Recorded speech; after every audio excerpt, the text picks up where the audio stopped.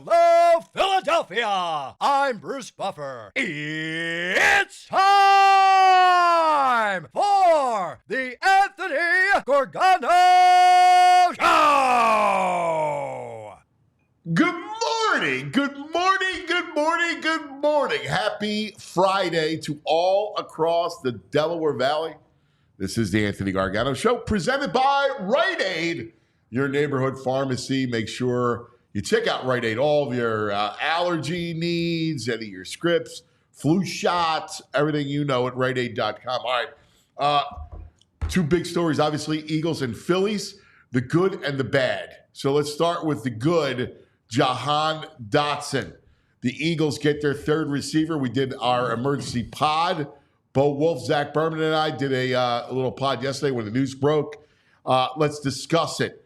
I think it's a great move for the Eagles that you get a 24-year-old wide receiver who's a pedigree. Now, remember, he was a pedigree coming out of Penn State. Look at who threw him the football, right? Like, that's part of this whole thing is when you're looking at a young player, the 2 years he played in Washington, the quarterbacks that threw him. Last year, Sam Howell was the quarterback, a guy that does not go down the field. Right before that, it was Davis Mills and Taylor Heineke were the quarterbacks in Washington. So automatically, he gets a huge upgrade. He also was in an offense where Terry McLaurin was the number one threat, right? So they did a lot of short stuff with Samuel. So that offense was a work in progress. They had 2 different offensive coordinators, 2 different systems. He was beginning his third as the new regime in Washington took over. So all the upheaval, they were horrible, right, over his first 2 years. So I think you're getting a player who's got a lot of upside. And this is what I love about this signing, right? You have 2 elite receivers in A.J. Brown and Devontae Smith, volume pass catchers. What you need from your third receiver here is you need someone that can stretch the defense. You need someone that's explosive. And that's Dotson. Dotson, not great, tall, the whole thing. He's explosive. His gift is he can get behind the defense. It's what I hope for when they looked at Quez Watkins is that, there's going to be a ton of space on the field. When you have A.J. Brown, Devontae Smith, and Barkley, and Goddard, that means there's spacing on the field. It's a geometry game when you're talking about how a defense can attack you. Like, where is the space come from? You got to roll your coverage. Do you roll your coverage toward A.J. Brown? Do you do it toward Devontae? You got to worry about Saquon out of the backfield. Oh, yeah. You also got to worry about Jalen Hurts taking off. So you got to worry about a spy. So there's so much stress on your defense that a guy like your third receiver gets a lot of man coverage and gets a lot of safety coverage. So if you're going to put a safety on Dotson back there, he'll blow right by you. And that was the theory behind Quez Watkins.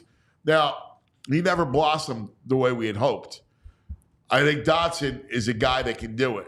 Dotson, there's some question about drops. What I learned was that he had lost confidence. That was one of the issues this training camp, was that he had lost confidence in himself. And I think that the change of scenery, I think the situation, because you're not depending on him to be like a volume pass catcher. You're depending on him making plays downfield. So I think the fit for him is nice. And look what you gave up, right? You gave up the 3, you get a 5 back, and you get the 2 7s. You also control him for 2 years. So that's another thing. I love the move. I think the move is great. I think it also gives you, he can play outside. You can move Devontae in the slot if you want. And God forbid, if you're without a couple of those guys, say AJ or Devontae misses a couple games, you have a credible guy that can play on the outside, which you didn't have with Quez Watkins. And you certainly didn't have what was here. Paris Hilton wasn't doing that for you. Paris Campbell Hilton That wasn't happening. So I like the way the whole thing slots in. Now, your fourth receiver is Johnny Wilson, right? The rookie who's got that great size. And so he kind of profiles, a few snaps a game, you get him a couple targets, big receiver. So I like how it's all kind of slotting in on their offense. This morning, I spoke to Brian Mitchell, our old friend who was here with the Eagles for so long, B. Mitch, who is now an analyst in Washington. He works for the Commanders. He was on a plane heading to San Francisco for the preseason game, and he told me this. So you can put that up, Andrew. B. Mitch said he had lost his confidence and that once he regains it, look out, he's a player. And so he was very bullish on Dotson. He thinks that Dotson has a lot of upside for the Eagles. And, again, when you have a new regime, they're not tied to the number one pick, right? The regime that drafts you is always tied to you.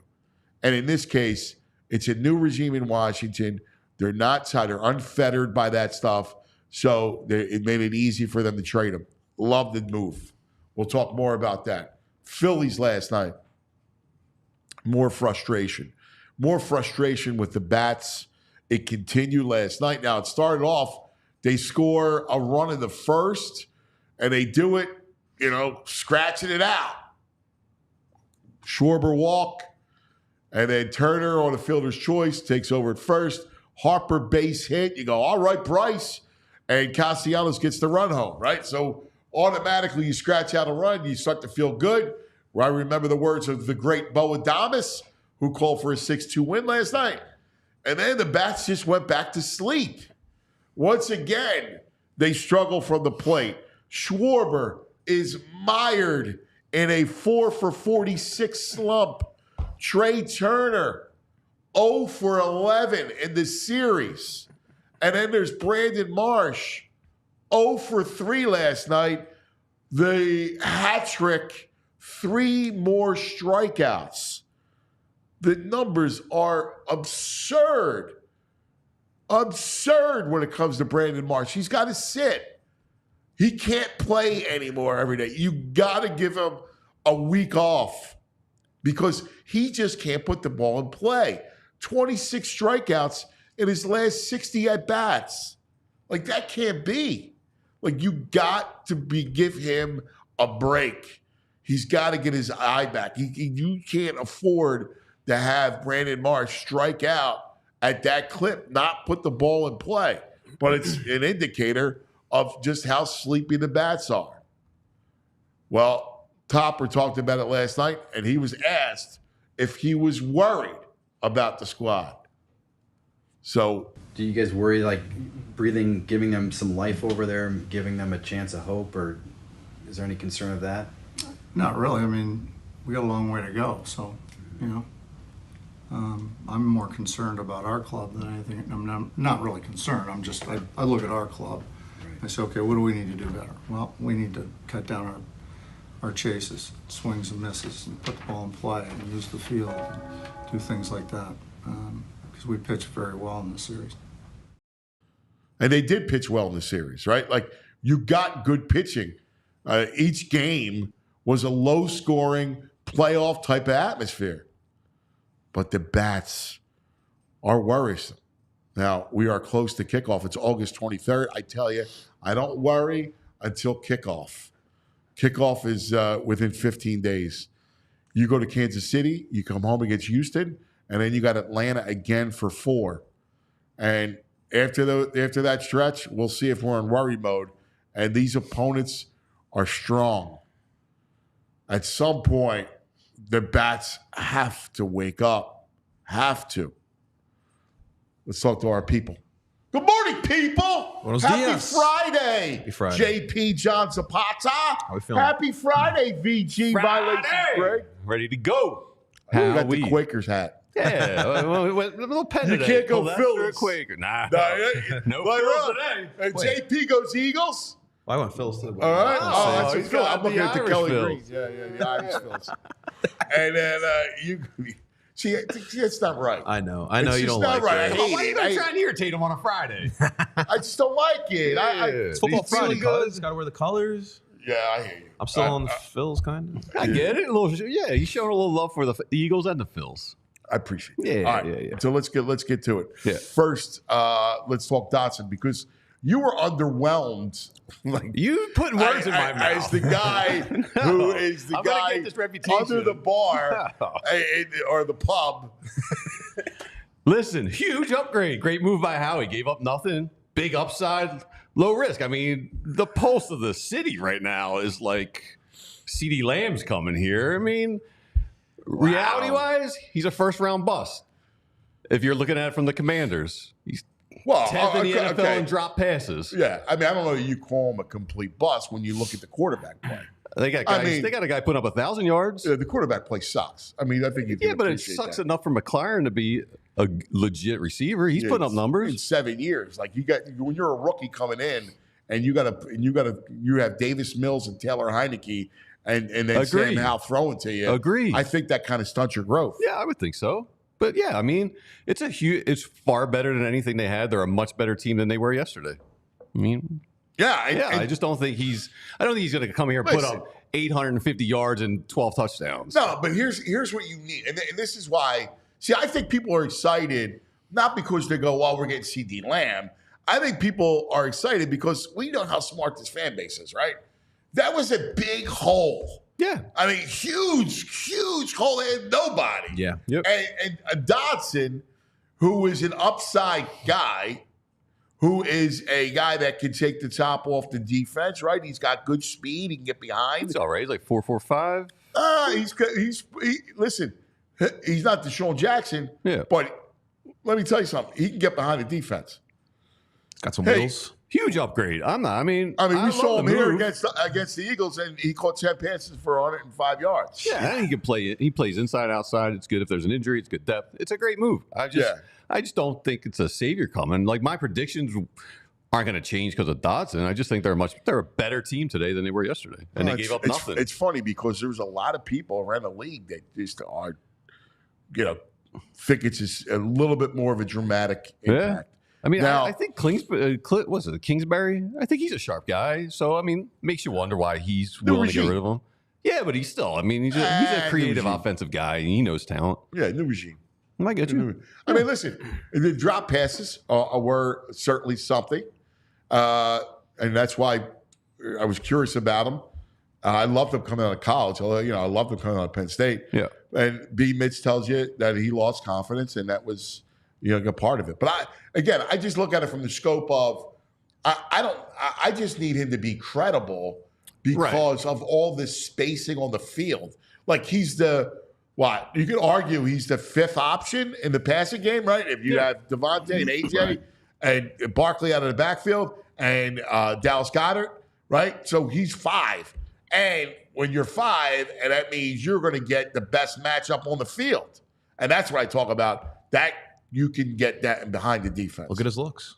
He'll definitely get his looks. And like, look, I hear the drop thing about it. Like, I look at the numbers last year in drops in the NFL. He was tied with 20 to 13 other receivers in drops. But you got to believe that coming in here with that wide receiver room that we do have, that has to build his confidence up there. When you think about drops, obviously in this city, we know a lot about wide receivers who drop the ball. But when you think about drops, a lot of it has to do with confidence. A lot of it is confidence. Because come on, Dotson, we've seen him catch a lot of balls. We've seen him at Penn State. So I have to that wasn't figure an issue coming out he of will college. make it better.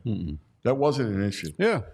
Fran Duffy is going to join us, a new addition to the PHLY family. Looking forward to talking to Fran. And he's a great draft guy. So we'll go over Dotson with him. Phillies, boys. Dude, there are so many issues with these guys right now. And it's everything we saw in the Diamondback series is coming back to haunt us. It feels like it. You had the one nice bullpen outing, but the bullpen struggled in that Diamondback series, which we can't shake from our memory. And the bats with the swings and misses. Yeah, it's more the bats. This one's bats. The pitching's been all right. There's an article came out this morning. The book is out on the Phils, and it's fastballs. They have seen that was last year. They have seen the fewest fastballs of any team since the All-Star break. So they got to hit the breaking balls, and they can't. Yeah, we saw it last night with the curveball. They brought Atlanta brought two of the relievers. One of them is throws his curveball at 76% rate, and like you just saw it. Like you got to be able to sit breaking ball. You got to be able to hit it. But that was out last year when the Diamondbacks started to pitch them backwards, and it's not unlike, we got to get Charlie Manuel on to talk about this. It's not unlike what happened toward the end of the Phillies run in 10-11. They were a dead red team. Jimmy, dead red. Chooch was a dead red guy, right? Obviously, Chase, the good hitter, Victorino. I mean, most teams with those kind of lineups are all dead red hitters. Mm-hmm. It's rare that you got Manny Ramirez who can, clock a breaking ball, I guess I'm curious, why do you think it took till the All-Star break for teams to change their approach? I don't know. Like, to me, the book was out in the Arizona series. Pitch them backwards. Opponent, maybe? Yeah. Pitch them back. Then it becomes a game, right? Then it's like a whole guessing game as to, can you throw your breaking ball for strikes? Because if you can't throw your breaking ball for strikes, well, you can't pitch backwards. Mm-hmm. I mean, and the Schwarber numbers, he's hitting like 247. You expect him. He's a 212 hitter. You expect him to go through a slump and come down. It's the rest of them. My God. The 446 is pretty pronounced. I was stunned, and I texted you the Turner, and it felt like he just was struggling for a month, right? 0 for 11 in the series, and he's still hitting 302. I go, how is he hitting 300? I thought he was like a 270 hitter by this point. I'm thinking, how is he hitting 300? We were talking last night. Like, do you think they have nagging injuries? So here's I was hanging out with a guy last night who played college baseball. I don't know, he could have stunk at college, but he thinks Harper rushed back from the hamstring, and he's able to run. He said, but he might have some issues with his swing and load and power. He might have some He might have come back a little too soon, and maybe that's why they're slow with Hayes right now. Yeah, and maybe Bohm's got some. Maybe this guy's got some nagging stuff going on. And even Turner, right? Remember Turner busted down the line. He was having some groin issues. So I think it's all part of it. But the thing of concern is how they're pitching you, right? Like that is like you have to adjust to that. Now they're all great hitters. Like it's a great hitting lineup. I mean, other than I don't think Marsh. I worry about Marsh being salvageable. Because I don't know. If Marsh was up against the kid that threw 76% curveballs, like he can't hit a breaking ball. Dude. Right? 50 at-bats in August, 25 strikeouts. I know. That's 50% strikeout rate. 26, actually, if you look at it. Yeah, I mean, 50% strikeout rate. It's outrageous. It really is. It's outrageous. I mean, there's got to be someone in the minors who's not going to strike out. Well, that's where Wilson's 50% of the time. been giving you. Wilson gave you a couple decent at bats, like Scotty Jetpacks. He's been looking good still. That's horrible. That's horrible. Well, you got to get Hayes back. I know people go, well, and they're not familiar with him, but he can hit lefties, and so you need him. It's a shame because they've been getting decent pitching. I mean, they're giving up 3 runs. You got to be able to score more than 3 runs. Swallenbach, he looked like Glavin out there. I know. Listen, he's a good rookie. He can throw, but still. And the rundown? I know. Stop just watching this happen. Like, run over and cover third base. I know. And there are issues. And again, the good thing is it's August 23rd. All right? We got a week and a half before we worry. It's August 23rd. Clock is ticking. August 20. Now, and again, which lies ahead, like tonight, you got Taijuan Walker against the Royals. Yikes. Bobby Witt Jr. may have 5 hits tonight. Just bet him that the cycle. Bobby Witt? Yeah, man. Bobby Witt. Salvador Perez goes yard. All right? Like, I do think tonight could be ugly. I think I kind of worry about the weekend. I kind of worry about this whole stretch because after Kansas City, Houston comes in. Houston's hitting the ball now. Mm-hmm. They've woken up a little bit. I have one nugget that can make people relax a little bit. So the last 50 games in baseball, someone put out team records over the last 50 games. Of course, the Phillies aren't fantastic. Right. They're at 23 and 27. The Yankees are only 1 game better at 24 and 26 over their last 50. Dude. So, I mean, and the Yankees are ridiculous right now. Here's the other thing. And this is why I give you the, it's baseball line that people hate, but it's true. I mean, the last 2 years, this whole thing was inverted. Their first 2.5 months were bad. and then they get hot. I mean, at some point, there is the back of the baseball card thing. That's the truth. And Schwarber will start hitting home runs again. And Bryce will go on a tear. And Turner should go back on a tear. I mean, that all should happen. Yeah. Spot on. And I mean, Ed Wright, he's got a good point. Cody Clemens on fire right now. I'd much rather see him at bat than Brandon Marsh. Yeah, Eddie, that's smart, Eddie. I think you're right. Now, the problem, again, goes back to Marsh in the field, right? Like, so, that's kind of what you're dealing with. All right, lots to get to today. Fran Duffy, our new addition to the PHLY family, will join us. Fran used to work for the Eagles, Temple. He's an incredible draft guy, a great he breaks down film incredibly well.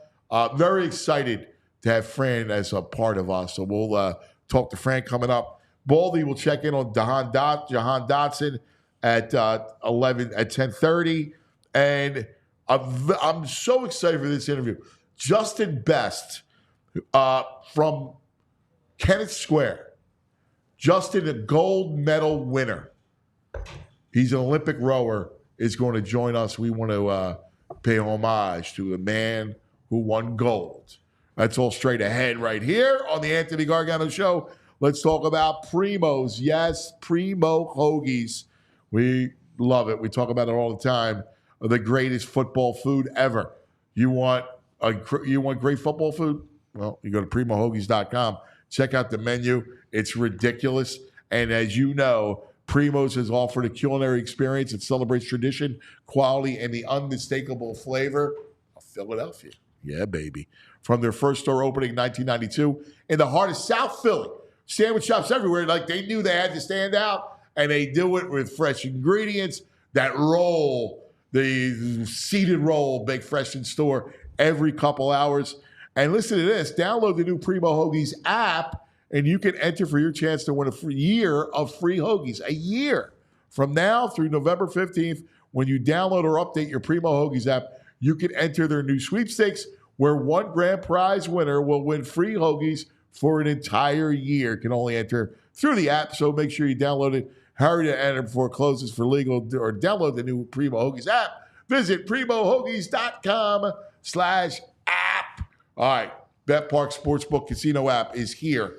All right, it's a weekend. In fact, I talked to the Brain. The Brain likes Taijuan Walker strikeouts over. I don't know. Yes. Yeah. On a gummy? Yes. I was like, will he get it out? Yeah. 2.5 is the over-under on his strikeouts. I don't know. I got the BetParks app in front of me right now, and it's incredible. So Phillies tonight are an underdog, as you can imagine, but not crazy. Kansas City's minus 142 with Waka on the mound. Phillies bring back 120 with Taijuan Walker. So there you go, straight there on the Bet Park Sportsbook and Casino app. Hey, don't forget, they have an incredible new promotion for new users. You get 50-1 odds. 50-1 odds if you pick the champion in this year's NFL. You pick the right champion, and you're going to get the boost of 50-1. So you want the Birds? We think the Birds are Super Bowl champs. You can get them at 50-1 if you're a new user on the Bet Park Sportsbook and online casino app. Don't forget the casino as well. Like, you're watching a game, you want to play a little, like VG's a big shot, plays his online Baccarat. He plays the live dealer blackjack. It's all there right on the Bet Park Sportsbook Casino app. Download it right to your phone. Great stuff. Again, new users, you pick the champion, you get 50-1 odds. So check that out. It is betparks.com for all of your details. Don't forget, if you got to be in Pennsylvania, New Jersey, Maryland, Ohio, Michigan. If you have a gambling problem, call 1-800-GAMBLER. You love to bet. You bet to win. Bet Parks. All right, I'm very excited because we have a new addition to our PHLY family, and he's a true football guy. He's a 4-for-4 guy, and he's a football guy. I love football guys. You know that. Like, I'm a geek about it. And I've welcomed fellow geek Fran Duffy. Fran! Great to have you, dude. Appreciate it. Thank you, guys. Thank you. Fired up, man. Dude, this is awesome, man. This is great to have you. So a couple things, just for the audience to know about you, and I love your story. I'm a Temple guy. You're a Temple guy, and you were the youngest video coordinator in all of FBS when you worked for Al Golden. Yeah, Coach hired me December 2006. So I started as a student assistant back when he first started spring ball. So he got hired the previous year in December of 2005. So first spring, March of 2006, I got hired as a student assistant. My boss left a couple months later, and I stuck around. And the coaches saw that I was doing a good job, and they promoted me. And I was 20 years old at the time. And from that point on, I got my master's class just kind of watching those guys work. And it was a great staff. I mean, that staff in 2006. Ryan Day was the wide receivers coach, the head coach of Ohio State. Matt Rule, defensive line coach. George DeLeon, just a legend in the industry. A mentor for so many offensive line coaches in football. Was the offensive coordinator. You just go up and down that staff, just littered with great coaches. And so just got to kind of watch those guys and just learn as much as I could throughout the way. Well, I'm glad you brought that staff up because it's the least talked about best staff in maybe in the history of football, other than Andy Reid's tree right here in 2000. That staff at Temple was just legendary. Like you rattled it off. It was a great staff, and you got to absorb as a young guy. You got to absorb all that stuff. What I love about your work is that you're a true X and O man. Like you grew up here, 4-for-4 guy, but you're a true X and O. You love the passion of X and O and the draft. Yeah, no question. I think that football is the best game in the world because there's so many factors in every single play. There's so many factors in every play. That's the thing. It's like, basketball, one guy could take over a game because he's just better than everybody else. Baseball, obviously, like you have one-on-one, the pitcher versus the hitter. One pitch can change the outcome of a game. I think when you look at football, you need all 11 guys going in the same direction. And if one guy blows his assignment, it completely changes the outcome of that play, that drive, that quarter, that game. So for me, that's what makes football the best. So you leave Temple, you then go to work for the Eagles. Yep. And you've worked with the Eagles. You did a myriad of job behind the scenes with the Eagles media. And you worked for the Eagles for 13 years. You worked with Bo Wolf. Yep. And you guys did some great stuff together.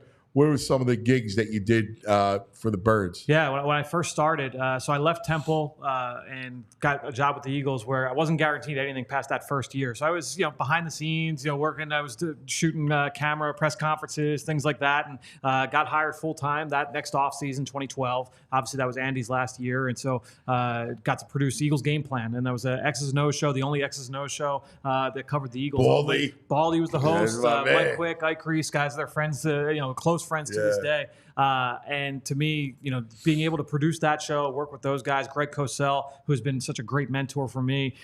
Greg's a great X&O guy. No question. NFL films. Exactly. So to me, being able to work with those guys for the entirety of my career there with the Eagles was invaluable. But then, slowly but surely, we started creating podcasts. Me and Bo and Chris McPherson did the first Eagles podcast in 2014. And then, just started doing more on-camera work from there. How we get this guy here? I know. I'm so excited. He should be working for the NFL. The headquarters or something. He's incredible. Yeah. And you also love the draft. Yes. Like the draft is your true passion. And in fact, you're going to do some incredible draft work. I'm so excited. In fact, I'm in with you. We'll do some stuff together. together. Such a pain in your ass at the draft time. Yeah, like we're gonna have some fun. Speaking my language. We're gonna have some fun because I love. Like I try to tell them, college week 0 is tomorrow. Yep. Like I just learned about this week 0. Oh, it's the greatest. It's nothing man. better than week 0. I know. Apparently not. I'm really, we have I'm really preseason geeked week up for 3. this week 0. We got preseason week 3 in the NFL. So that takes a little bit of the lesser off of week 0 college football. And it's the best because then Thursday night the season kicks off. Yep. And then all Labor Day weekend, You jumping too far ahead, man. football. We got week 0. Montana State's playing. Yeah, I will watch it. Yeah, I know you will. I will look forward to it. Hey, Brad, I was deep diving doing some research as I do. I found out on some social media sites you follow some Rita's water ices. So you got a favorite flavor of Rita's? I'm a blue raspberry man. Blue raspberry. Yeah, I like a blue what raspberry. do you think about that? My go-to all growing up was cherry. Everything was cherry. Yeah, And then they I think expanded. there's 2 flavors. Yeah. Okay. Like, but again, don't mind me. 'Cause I'm like run the ball, right? Like You have one flavor. I am a one. I only eat lemon. Cherry. His 2 flavors are Yep, lemon yep. and nothing. That's it. Right, all but I'm a lemon guy. But I do believe that you can have the cherry because that's an original, right? The lemon and cherry, it's an original. I get it, and I get why people would love a mango. I don't understand the mango, but Pineapple, you know, so refreshing. It's what it is. Hey, let me ask you this, all right? Because this is an interesting move yesterday the Birds make with Jahan Dotson. Yep. And you remember him coming out of Penn State. Sure. How did you grade him coming up? Because we all remember what Jahan did at Happy Valley. Yeah, I thought he was obviously a really talented player. Certainly, to me, like you were talking earlier about the drops issues he's had this summer. That was not a characteristic of his game whatsoever with Penn State. Exactly. He caught everything his way. It's honestly, he was kind of like a poor man's Devontae for me coming out. I didn't think he was quite the level of what Devontae was as a player, but similar kind of frame. I mean, he's under 5'11". Yeah. He was under 180 pounds coming out. But low 4.4 speed, had the ability to get on top of defenders and caught everything going his way. Play strength was a little bit of an issue. He wasn't the best blocker, but there was enough to work with that I felt, this guy can be a nice number 2, number 3 type receiver in the NFL. He went to Washington, and early on, that's what it looked like he was going to be. Then Terry McLaurin, that was going to be a really good 1-2 punch. Obviously, things didn't go great for him last year, but I think when you look at what this kid can be, it's the perfect archetype of what the Eagles needed in this situation. I mean, this is exactly what you would have hoped for. I said it was innocent. You have national pundits and people saying now the Super Bowl's guaranteed. Oh, dude, I get it's not that. It's a great upgrade. What did Franny say? Franny said it's the sum of all parts. The beauty of the game, sum of all I'm parts. on board with exactly what he said. So I told you the same thing this morning. All right, and but the deal is, I got to bust his stones. He was right away this morning. Right away, you got CD Lamb. Right away. I said Wes Welker, prime Wes Welker. So he's not prime Wes Welker. But listen, what they need, and again, you go back to, if you look at spacing, right? Everything goes back to spacing and to creating space on the field. And so, Freddie, you look at it, and between AJ, Devontae, Barkley out of the backfield, Goddard, and Hurts that you're going to account for in the taking off and running. I mean, he gets manned up.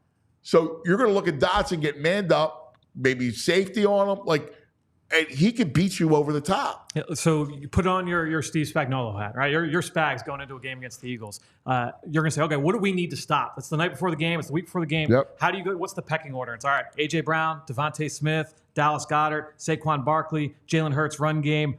Then you start getting, all right, now what? So this is 5th in the pecking order. Jahan Dotson is probably 5th in that pecking order. That's great for him. Exactly. Right? Whereas in Washington, he was number 2 on that list. Yes. I mean, it was Terry McLaurin. You got to stop. After that, was it the run Curtis game? Is it Samuel, Logan Thomas? Yeah. Samuel's always hurt. Like what? To me, like this, it's kind of what we're talking about with Saquon, right? Where Saquon with the Giants, that was the number one thing: circle, red pen, highlighter, red Sharpie, like that. You had to stop Saquon Barkley. Now, again, he's 3rd or 4th in the pecking order. That is outstanding for a guy like that to be able to step into a situation like this. Yeah, that's what so excites me about this signing. And all kidding aside, I mean, I know you get it. I mean, I look at him, and we saw the opportunities that were there for Quez Watkins. And look, he was too raw. He had questionable hands. Questionable. Brick hands. Right. And pizza board. And, in the end, this is what I love this move. And you get him control for 2 years.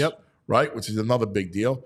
And you wind up, what's going to be a late 3rd, early 4th grade because you trade the 3rd, you get back a 5th. And I also love, too, is that he's not just a slot guy. He's not just an outside guy. Yes. That allows you to still be versatile with Devontae and AJ. There's been a lot of talk about, we'll be able to see Devontae Smith more in the slot. We'll be able to see AJ Brown more in the slot. Well, that means you need other guys that would normally be in the slot to slide outside.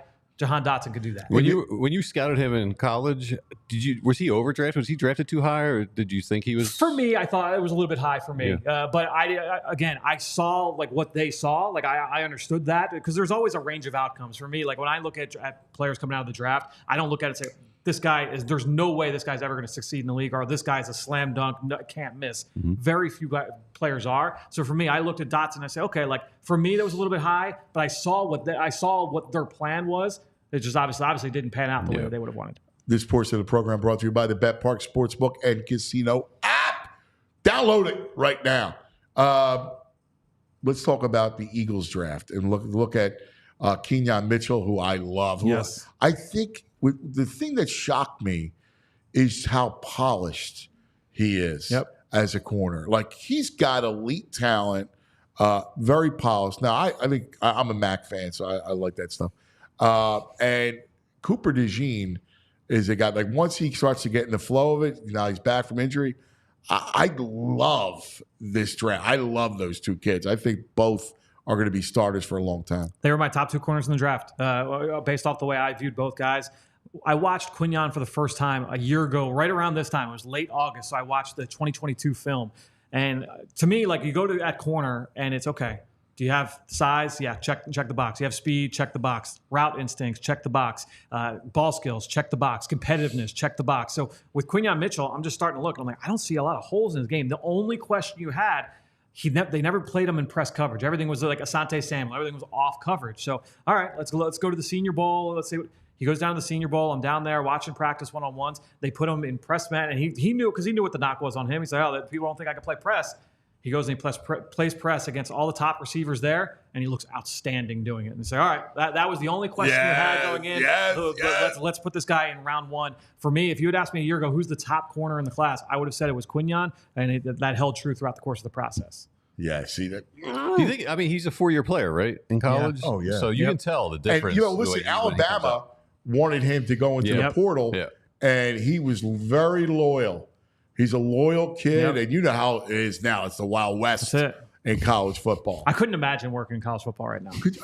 So I still talk to Matt all the time, and it is crazy. It's insane. And they got Dylan Raiola, who's their quarterback, and that whole process of landing Dylan was wild. Like, it's the whole thing, it's fascinating. I'm overwhelmed with college 25 recruiting. I never leave my couch. I don't know how they do it, dude. I put it on auto. It's too much. They got transfers to work. No way. So what's your outlook? Let me, because we're gonna be talking a lot from now on. What's your outlook, Eagles down? Do you look at how do you assess the roster? Obviously, you still need a backup tight end. I don't know that Calcavecchia is the guy that you want as your number 2. And, we know what the questions on the edge on defense and that sort of thing. That's the thing, is you're going to be leaning on some young players, some unproven players on that side of the football. I think the big thing is that when you're putting a new defensive scheme on one side, obviously with Vic Fangio and more coming in, I would expect that there's going to be some level of growing pains early, the first 3-4 weeks. Typically what you've seen with Vic Fangio, he's bounced around a little bit over the course of the last decade plus. You watch him in San Francisco, and obviously he's been in the league long before that, but you watch him in San Francisco, then Chicago, then Denver, then Miami. A lot of times year 1, you get a little bit of a rocky start, and then year 2 is when they really hit the ground running. So we'll see if they're able to come in. I think the big thing that the Eagles have working in their favor, Sean Desai being here last year, it's a lot of the same ideas. Jonathan Gannon didn't come from Vic Fangio, but a lot of the same ideas. So a lot of the players should fit schematically. A lot of and that's a Howie defense. That's the defense that they want to play. Because it's it makes sense from an analytical standpoint, the whole thing. All right, real quick, I want you to break this film down your sons. This is Massimo last night at his scrimmage. All right. All right, this is outstanding here. In the defense. All right, in the backfield here. Got it. All right. We're in the pre-snap phase. Look, it looks he's got command of the offense. Drops back, looks to his right, throws. Wide open touch. I mean, outstanding. A great placement. Keep it away from the safety, over the top of the linebacker, layering throws. It's just outstanding. You say day 1? It's easy day 1. Top half. I said earlier, there's no can't miss. It looks can't miss. 11 years old. That's outstanding. All right, so we got him 11 years old. Hey, Fran, growing up in Philly, you got a favorite Eagle of all time? Was a kid? Doc. Yeah, Doc? Brian Dawkins for sure. Cool. How about favorite hangout? Man, that's a loaded one.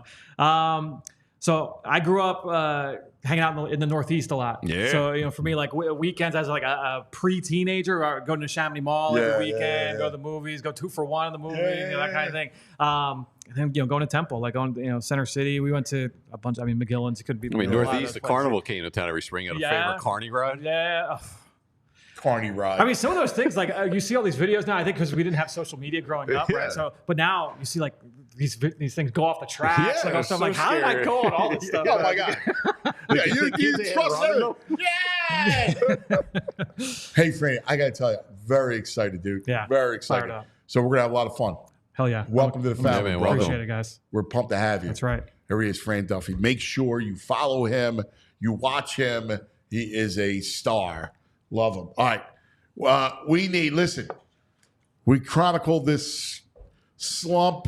I needed to get the veteran back as we approach Kansas City after the Atlanta series.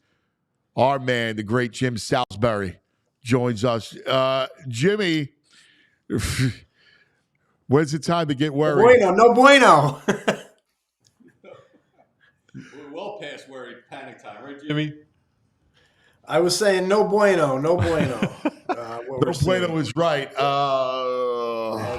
How's in a 4 for 46. Turner, 0 for 11 in this series. Marsh, 3 more strikeouts. He just can't put the ball in play. We've talked about Bryce's struggle, the top of the lineup. The idea of what we saw against Arizona, pitching the Phillies backwards, how much does that come into play during this funk? You're seeing it a lot. I think the Yankees did it a little bit. The Indians did it a little bit. And last night, you saw the Braves do it. You saw the Braves do it throughout this series, but particularly last night. A lot of breaking balls, a lot of swing and miss. It just tells you that guys are, I think, overly anxious, trying to do too much. This is a team that, hunts fastballs, and they're seeing a lot of breaking balls not handled, a lot of swing and miss, a lot of strikeouts. It's very disturbing. This is a team that will not win if its big boys don't produce. You can say that about most teams.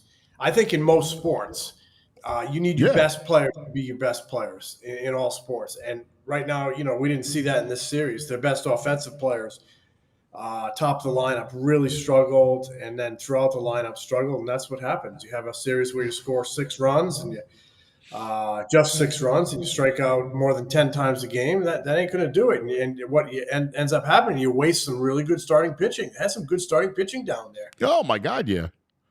Wheeler, game 1. Last night Sanchez was terrific, and you should have won. I got to ask you this, because I'm a big baseball is the answer, and it's August 23rd. So, there is time, and we've seen this, and you know how it can change on a dime. My only question is, how does that, fundamentally speaking, they got to be able to change their approach. They need something to jolt them out of because we know it can change, but how does it change when your approach is faulty? They need to just stay back on those breaking balls because they're going to see them. I think now we're seeing it throughout the whole second half how they're being pitched. Sometimes it's easier said than done. We thought they were out of this last week when they demolished a couple of bad teams. They had a lot of offense. It was exciting, but those were bad teams. Their play against top teams over the last month has been poor, and that's a big concern going forward, especially into October, where you're going to see good teams. Now, we talk a lot about panic on this show. I'm curious where Greg's panic meter is. Dude, I'm through the roof, Jimmy. This is ridiculous at this point. They look like little leaguers who've never seen breaking balls before. It's outrageous. And they look beat up, and they look tired, and they look a little old. Yes. This is a bad stretch. Now, one thing, Greg's panic level is through the roof when his takeout is late. Depends on what it is. Stromboli, yes. My panic level is still very low. I'm frustrated, and and ticked off and what you have to be at what Right. you're seeing. You're better than this, but I also know they're going to get to October. And if they have one of their stretches for 2 or 3 weeks, they're going to be really tough to beat. It's a very mercurial team. They can be really good and they can be really bad. And what we've seen here for a few weeks now has been really bad and really inconsistent. It's longer than a few weeks, though. Yeah, but in fairness, if you look back the last 2 years, this stretch, so they're 30 and 34 in their last 64 games. Mm-hmm. That stretch was the first half of the last 2 seasons. Yeah, they built such a big kind of lead, and they banked so many wins. It's just hard to believe how they've fallen off, and they don't even resemble that team that was the best in baseball like 2 months ago. This is more than a tale of two teams. This is hard to believe. That said, they still have some good players, some really good players. And if they have one of their good runs in October, they're going to be really tough. But I can understand why this stretch, this recent stretch, this last month, 6 weeks, gives people pause as to whether to believe they can put it together in October. But, I mean, this is not a surprise. We've seen this throughout the years with this team. Right. They go into these offensive funks where they don't hit with runners in scoring position. They go into these offensive funks where they don't hit for power, where they swing and miss, where they're easy to pitch to, where they're easy outs. We saw it last year in games 6 and 7. I mean, they need to bash the ball. They need to slug, and you can say that about a lot of teams, not just the Phillies. And they didn't hit a home run in the series in Atlanta. Did not hit a home run. With a team that is built to slug and a team that is built for power. They had 3 extra base hits. In a home run park. In a place where the ball flies. All these parks, the ball flies in these days, except maybe San Francisco. These parks. Petco. Yeah. Yeah.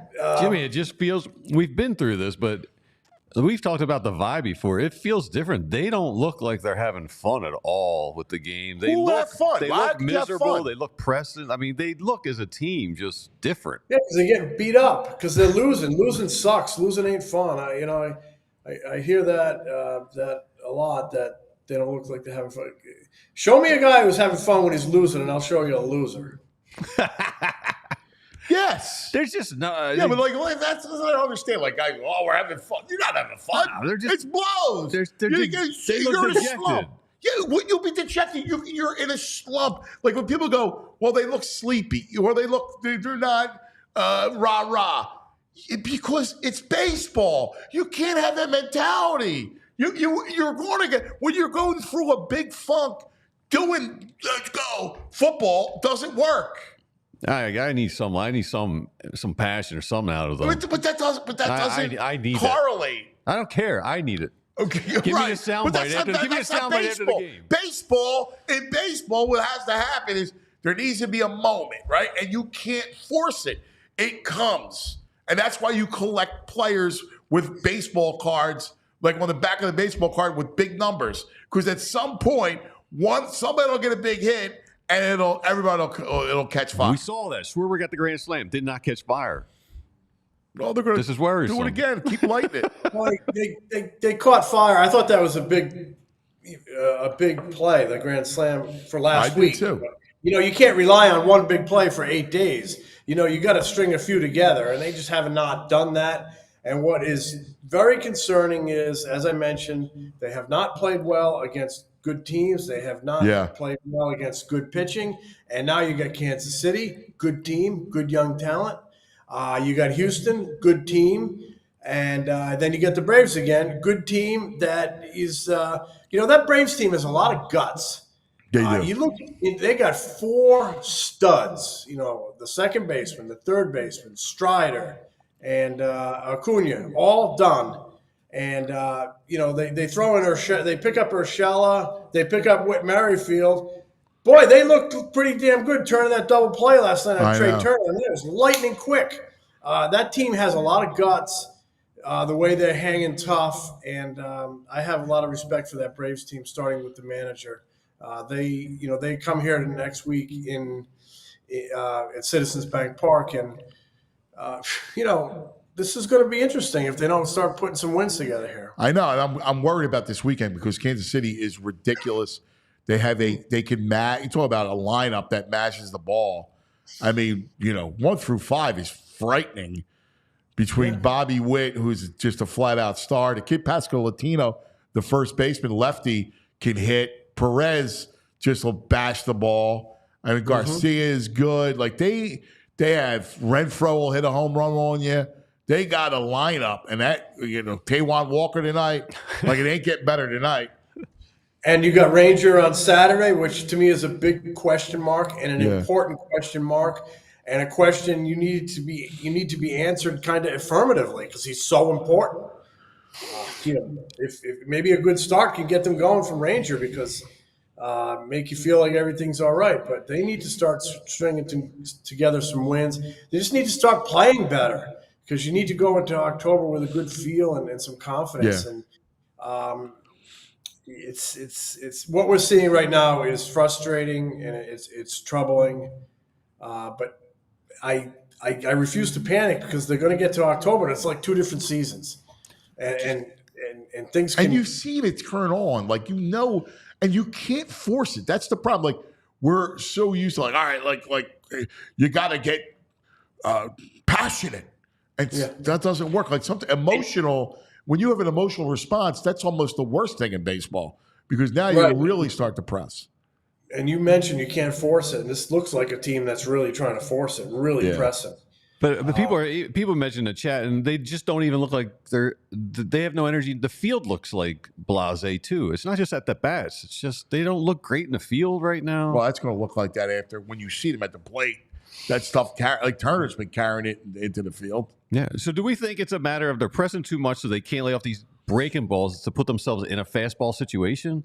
I mean, they're just swinging at these breaking balls, so there's no point to throwing a fastball. I would never throw the Phillies a fastball. I mean, unless you're down 3-0 you see, Jimmy, why would you throw Harper or Schwarber or why would you throw Castellanos anything other than a breaking ball?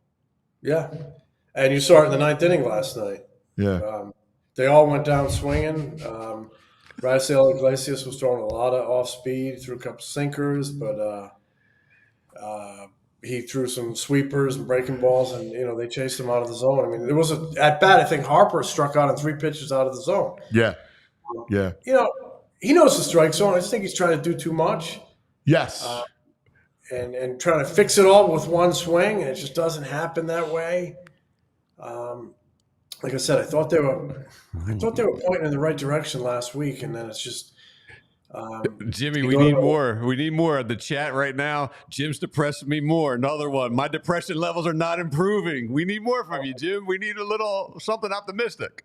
I'm depressing people? Yes. Jim's depressing people. Not the fact that Trey Turner went 0 for 11 and Brandon Marsh just strikes out everything. He's got to sit down, Jim. Marsh has to sit down for like a week.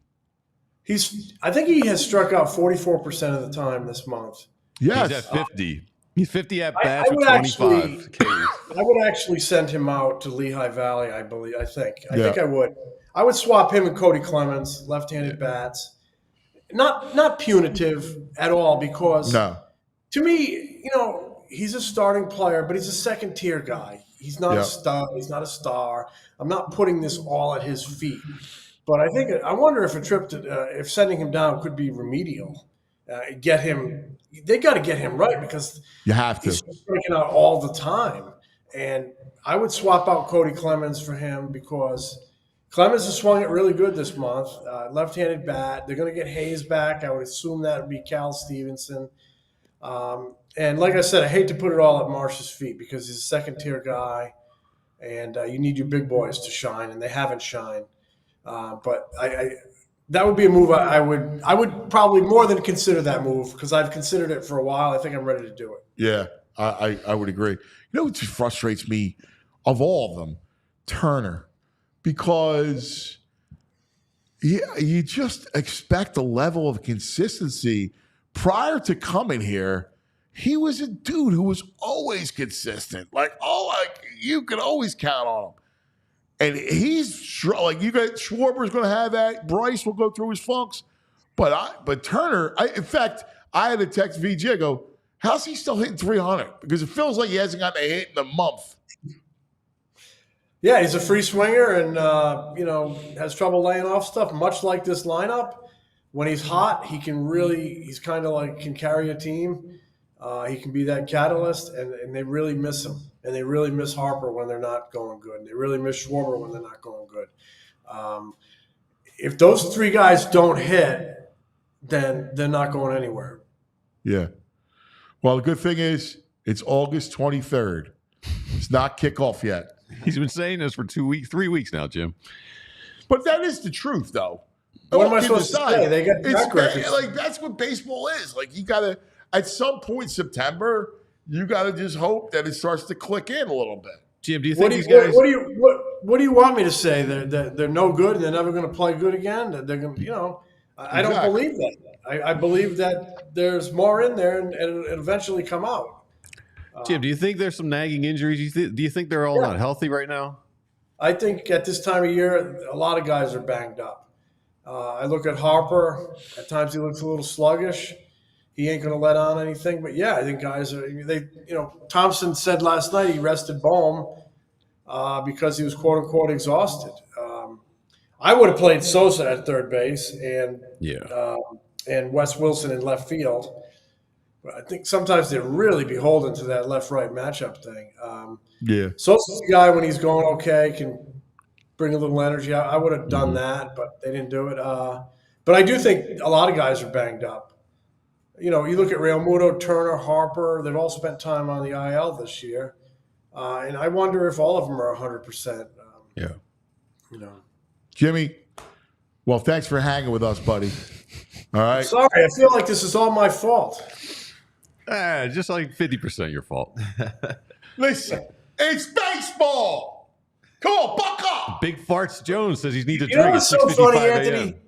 There's a whole group of people out there that when you say it's baseball, they kind of understand. And there's a whole other group of people out there when you say it's baseball, they hate you and they want to kill you and they think you're a moron. I know. Yeah, that group is called Philadelphians. Yeah. Hey, I'm frustrated too. I feel you, buddy. We love you. Don't worry about it. It's not your fault. It's my fault. We'll talk to you next week.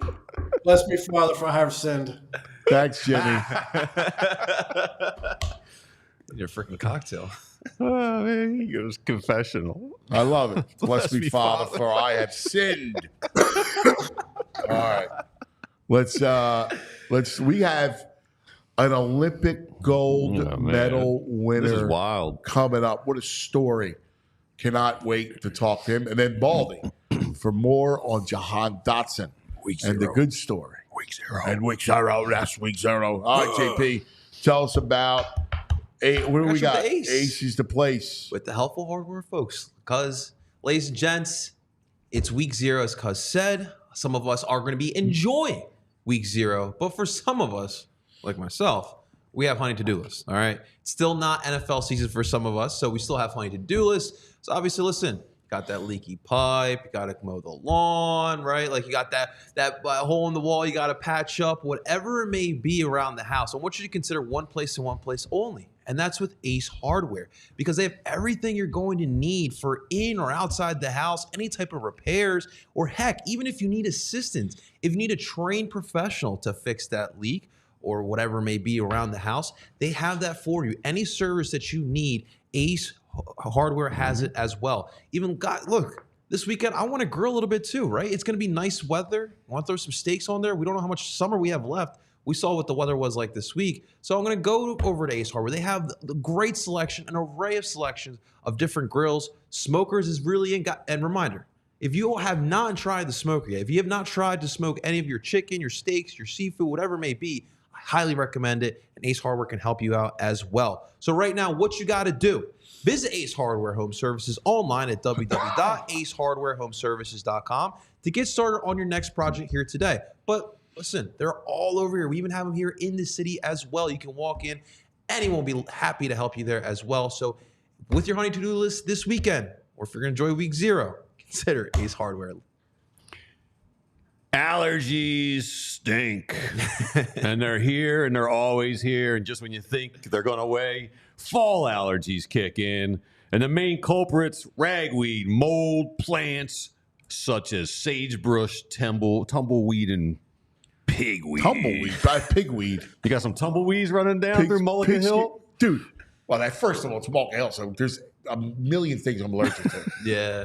I was at the field last night, and like the minute it starts to get dusk, I start sneezing my head off. I'm like, I don't know, what's this, pigskin weed? Pigweed time.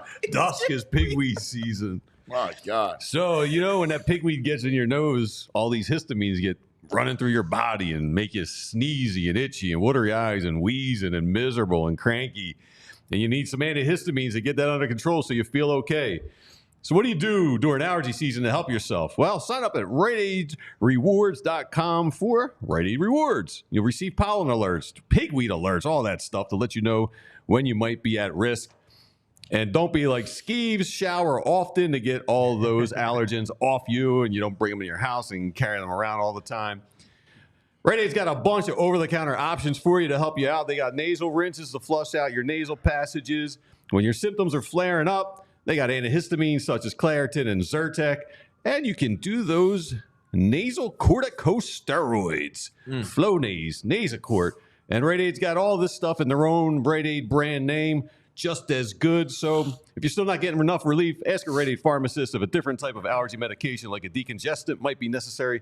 And you can always ask your Rite Aid pharmacist for recommendations on ways to get relief during this eternal allergy season. All right, buddy. Yeah, eternal. It is eternal. It never stops. Feels like it's never We've leaving. reached the 10 o'clock hour, brought to you by TrueMark Financial Credit Union. Check out the credit union difference at TrueMark.com/PHLY. TrueMark.com/PHLY. Coming up shortly, we'll talk to a gold medal winner, Justin Best, from Kennett Square to Paris, and a gold medal winner. What an Can't honor. wait to Yeah, I think it was Jimmy's energy was a little down. his energy. Yeah, can he be up right now? didn't feel like a grandpop energy. Really? Like, yeah. Pop-up. He's got a pop-up feel. Yeah, he's about got it. a pop-up. Well, it's kind of frustrating. I get it. Yeah. All right. I'm super excited for our next guest. I mean, wow. One of our own captures a gold. Think about that for a second. And I want to welcome Justin Best to the program. Justin! Yeah. Thank you for having me on. Dude, so proud of you, man. That's Thank you. fantastic. God, congratulations. Oh, thank you so much. Yeah, it was pretty unbelievable, and just glad to bring it home for everyone. And all those people asking like, "Oh, you gonna bring home the gold?" I can emphatically say, "Yeah, I brought it home." How great is that? Take us through the moment of the ceremony, right? Like when you guys were awarded, what was that like for you? Like, take us through it. Well, I guess millions of people know that I have an ugly crying face now, so that's cool. That's out there. But like the emotions of it was very heavy for me. I had set this goal when I was probably 14 years old, and at that time it was just a wild dream. At that point, winning an Olympic gold in the sport, and just years of progress and failures and ups and downs, and there's doubters along the way. And I personally love this country so much, and so I saw that American flag going up and the national anthem, and all of that came to a head. And I guess the only emotional reaction was to cry. So it was pretty unbelievable and a dream come true. I love it. I love that you cried. I love that you felt. No, I'm serious. That you felt it deep into your soul. You earned that thing, man. Such hard work and blood and. I mean, show us your hands. I mean, I can only imagine the calluses. They're healed up. Yeah, man. but I mean, this is actually pretty light for me. Right? Like, I mean, think about that. How do you, let me, because we're on the subject, how do you handle your hands and how they get bit up like that? Yeah, so it's tough. So when you get back into it, if you haven't been rowing in a while, your hands just get shredded. and they're these open wounds, and so you have to keep them clean. A couple of like moisturizers help just heal it faster, and then this is the end result, which is the callus. And this is actually it being protected. This thick pad of skin.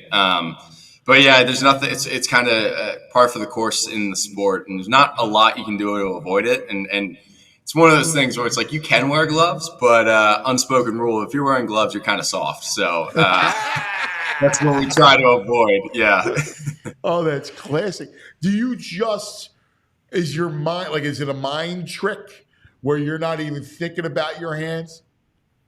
I mean, there's so much. It's the double-edged sword. So you're in so much pain for the actions you're performing. So your legs are screaming, your lungs are screaming.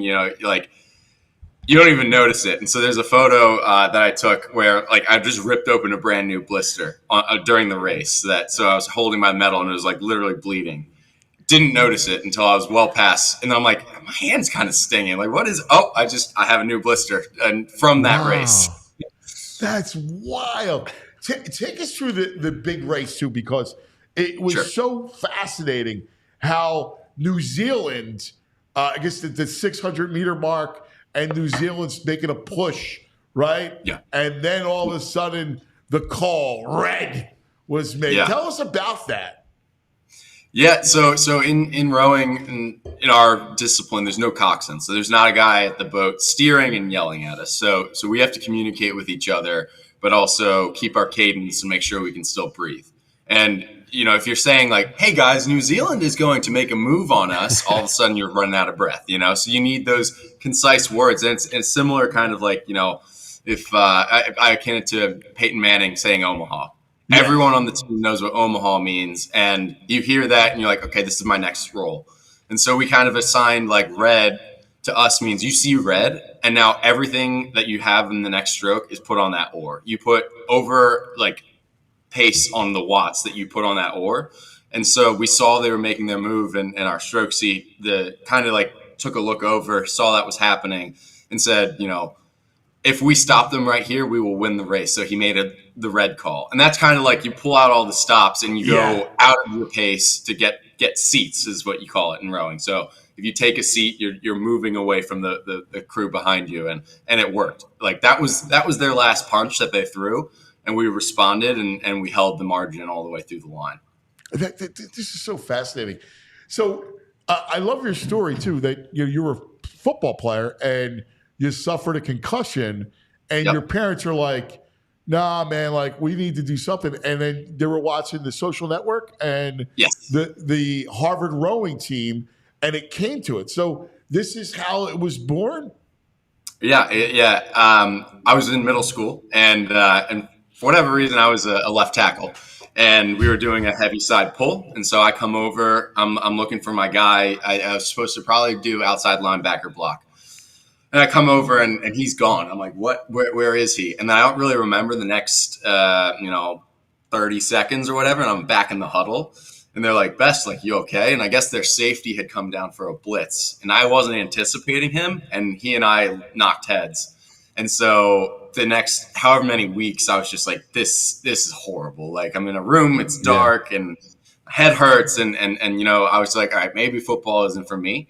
But I was an active kid. I always wanted to get go outside and expend energy. And I was in between a bunch of different sports. And my parents watched the Social Network. Obviously the Winklevoss twins, with the founding of Facebook, they were prominent rowers, Olympic rowers themselves. And it's actually very funny. I think the butterfly effect of had those guys not done that, had this not been made, and had my parents not watched it, I wouldn't have had an Olympic gold medal. I'm a firm believer in that now. So it was a pretty interesting full circle event. I mean, it's wild. So did you take to it right away? Tell us about the sport for people that may not know a lot about it, just how arduous and taxing. And you want to talk about being in incredible shape. Like that is an amazing sport for that. You have to be in the best shape ever. Right. Yeah. And initially I loved the sport because I got to go, I traveled outside of my high school bubble, I'll call it, got to meet new people. And then I was also just out on the water, which I thought was pretty cool. And so for a kid with, attention issues, just being able to look around and being like, oh, what's over there? Oh, and it was on this little river in northern Delaware. So we row through Wilmington and go to the Delaware River and turn around. So there's a lot of stuff going on. So in terms of that aspect, I loved it kind of from the get-go. And I was like, I want to do this.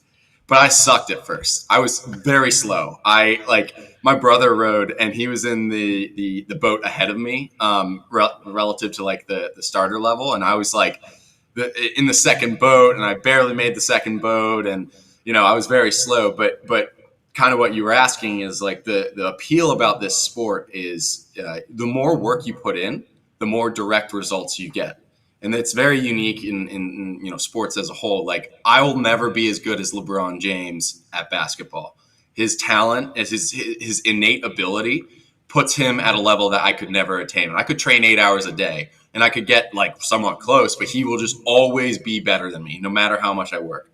That's not necessarily the case for rowing, I feel like, and that's kind of what was addictive and got me, coming back for more. It was seeing those small progress, like kind of like week in, week out. And like you said, it is arduous. It's a lot of miles. It's a lot of, you're doing the same stroke thousands of times over in a practice to go race the same stroke, roughly 220 times in a race.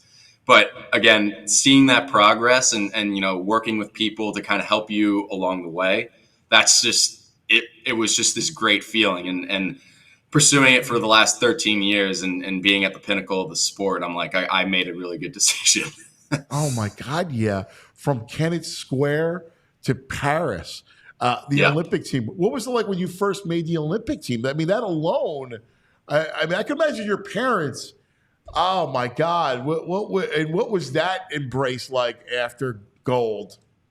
Well, so my first Olympic team was in Tokyo, and that was like peak COVID. So I was out here in California, and I couldn't see my parents, but I texted my mom and I said, "Your son's going to be an Olympian."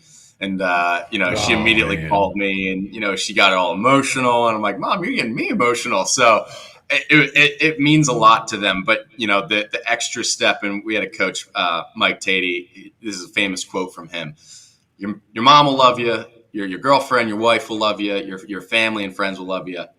But when you win a gold medal, they'll love you just a little bit more.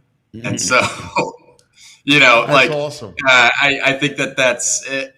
It's extra special to share that moment with them.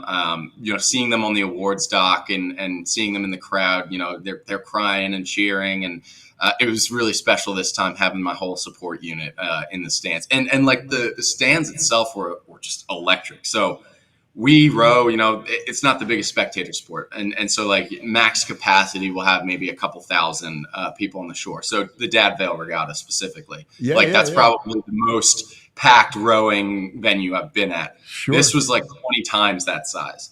There was thousands of people from like 1,000 meters to the finish line, and like these massive grandstands. You can barely hear anything. That was electric. And knowing my parents and my brother were there, that was just like extra special. And then, my fiance now, and it was just it was like storybook, really, kind of going through all of that. It was just lovely. And it's so big, like in Europe, like it's a huge deal. It's a huge sport.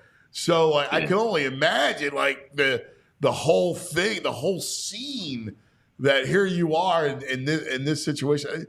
My God, that's awesome. Yeah. Hey, Justin, you mentioned that quote where they'll love you a little more. I always wondered if I ever won the Academy Award or like a gold medal, like that night when I go home, like, is it date night? Do you put the medal on date night? Is it an aphrodisiac? I mean, we went out and celebrated, right? And it was a collective. So I didn't get to spend some like individual time with my fiance. Yeah. She was my girlfriend. I had to make her my fiance later on, but that wasn't until a little later. We got to travel to Europe afterwards because it was just a group celebration. Now, as you mentioned, it's a huge training sport, and we do a lot of training all the time. Building the heart, lung capacity, the muscles.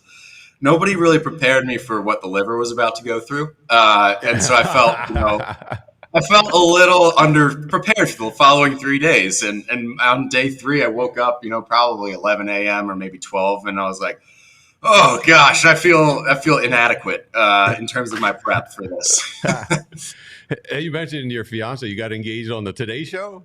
How did. Was that? How'd that come about, man? How would you orchestrate that? Yeah. If you're familiar with Snapchat, the social media company, send each other pictures and they disappear after like 6 or something seconds. They track how many days in a row you Snapchat some person, and they'll show you on the side, like you have your little profile, like how long your streak is. So we get this email a couple months ago saying, hi, you have an indication that you have one of the longest streaks on the platform. We'd love to hear your story. And so I filled out this Google form that they sent over, not really thinking anything of it, but I had mentioned, okay, Olympic rower, and I do plan on proposing to her because she's who I have my streak with. And so the team from Snapchat reached out and they're like, hey, so we would love to kind of assist with you guys. Like, what do you think about 2,738 yellow roses? And I was like, oh my God, yeah. Like, no brainer. Cool. Absolutely. And then initially it was supposed to be, I do the proposal, take some pictures, and then they send it into the Today Show. They'll do a little feature on it. And so we had just won our heat, and I get an email from Snapchat saying like, hey, good race, congrats. Don't really think on this, but the Today Show would like to do it live on August 5th. And I was like, okay, well, I got to respond to this because I was already kind of like in my zone, but like this is, pretty important to get that figured out. And so they coordinated with the producers on the Today Show, and they got it set up, and it went off without a hitch. So I hats off to Snapchat and the Today Show to make that pretty special. Wild. That's amazing. How long was your streak again? 2,738 days. So just about 7.5 years. Yeah. Every single day. That is awesome. Yeah. That's wild. I couldn't think of, it's just something that we did. It's like how we communicated, and it was important to them, and it's important to us now. And no, it was pretty cool to like go through that and have that happen, immediately for winning following winning a gold medal, Hey, whose idea was it to use the Kelsey speech? Okay. That was me, because essentially, there's some chatter out, and in, as I'm sure you guys know on sports radio, there's pundits. You got guys coming on throwing hot takes around, and you kind of have to deal with that, right? Similar in the rowing world, there's some online forums that people, they'll talk shop. And we had won the second World Cup, which is kind of like a preliminary race leading up to the Olympics. And not everyone, but there were a couple of people out on the forums that were saying, the U.S. peaked too early. New Zealand's going to peak better. The Great Britain's going to be better form. Australia is going to come back. They have an Olympic champion in that boat. So all this chatter starts happening, right? And they're saying, the U.S. can't get it done. And we're all joking, like, they think we're underdogs. We back ourselves, but they do think we're underdogs. And, there's the part in the Jason Kelsey speech, and I was physically there for it. So I heard him, You were give at the this. parade. I was at the parade, I yeah. And it was pretty electric, obviously. And so there was a point in the speech where he's like going, Jay Ajayi's too small. They say I'm too old. They say Doug Peterson can't get it done. They say Nick Foles a backup quarterback. And so I'm remembering that, and I'm like, this is a copy paste of the speech, but like it's applied to us now. And so we watched it in front of before our heat, and all the guys were like, yeah, this is so sick. And so we started ripping on it. We were like, Liam Corrigan does this. Michael Grady's not consistent. Justin Best is too small. They got a high school coach. And we were just ripping on it. And yeah, it was that very much underdog mentality, because there were some people that we thought we could do it, but they didn't think we could do it. You were just missing the masks. Yeah. We wanted to row angry, and we sure enough did. And so we get off the dock and we're going into the mix zone to talk with the press officers and whatnot. And I saw some people from NBC 10 Philly, and I saw a Phillies shirt, and I'm like, those are my people. I got to tell them we watched the speech, the Super Bowl speech. He's wearing the Mummers Parade, get up and all. And so there's two guys not from the Philly area in my boat.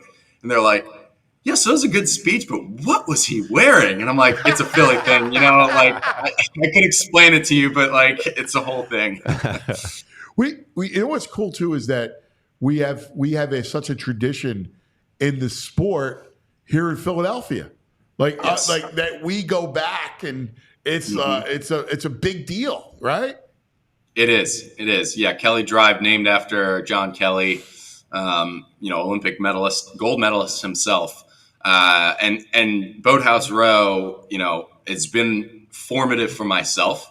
I rode at Drexel. I was there for 4 years, and like it's impossible to go out in the Center City, and I am convicted. Like, this is an argument that I hold.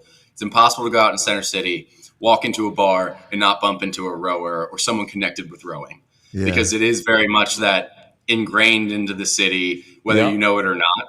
And that's something that's really cool. Like, you don't find that in many other cities. I think Boston might be the closest, but it's a different scene.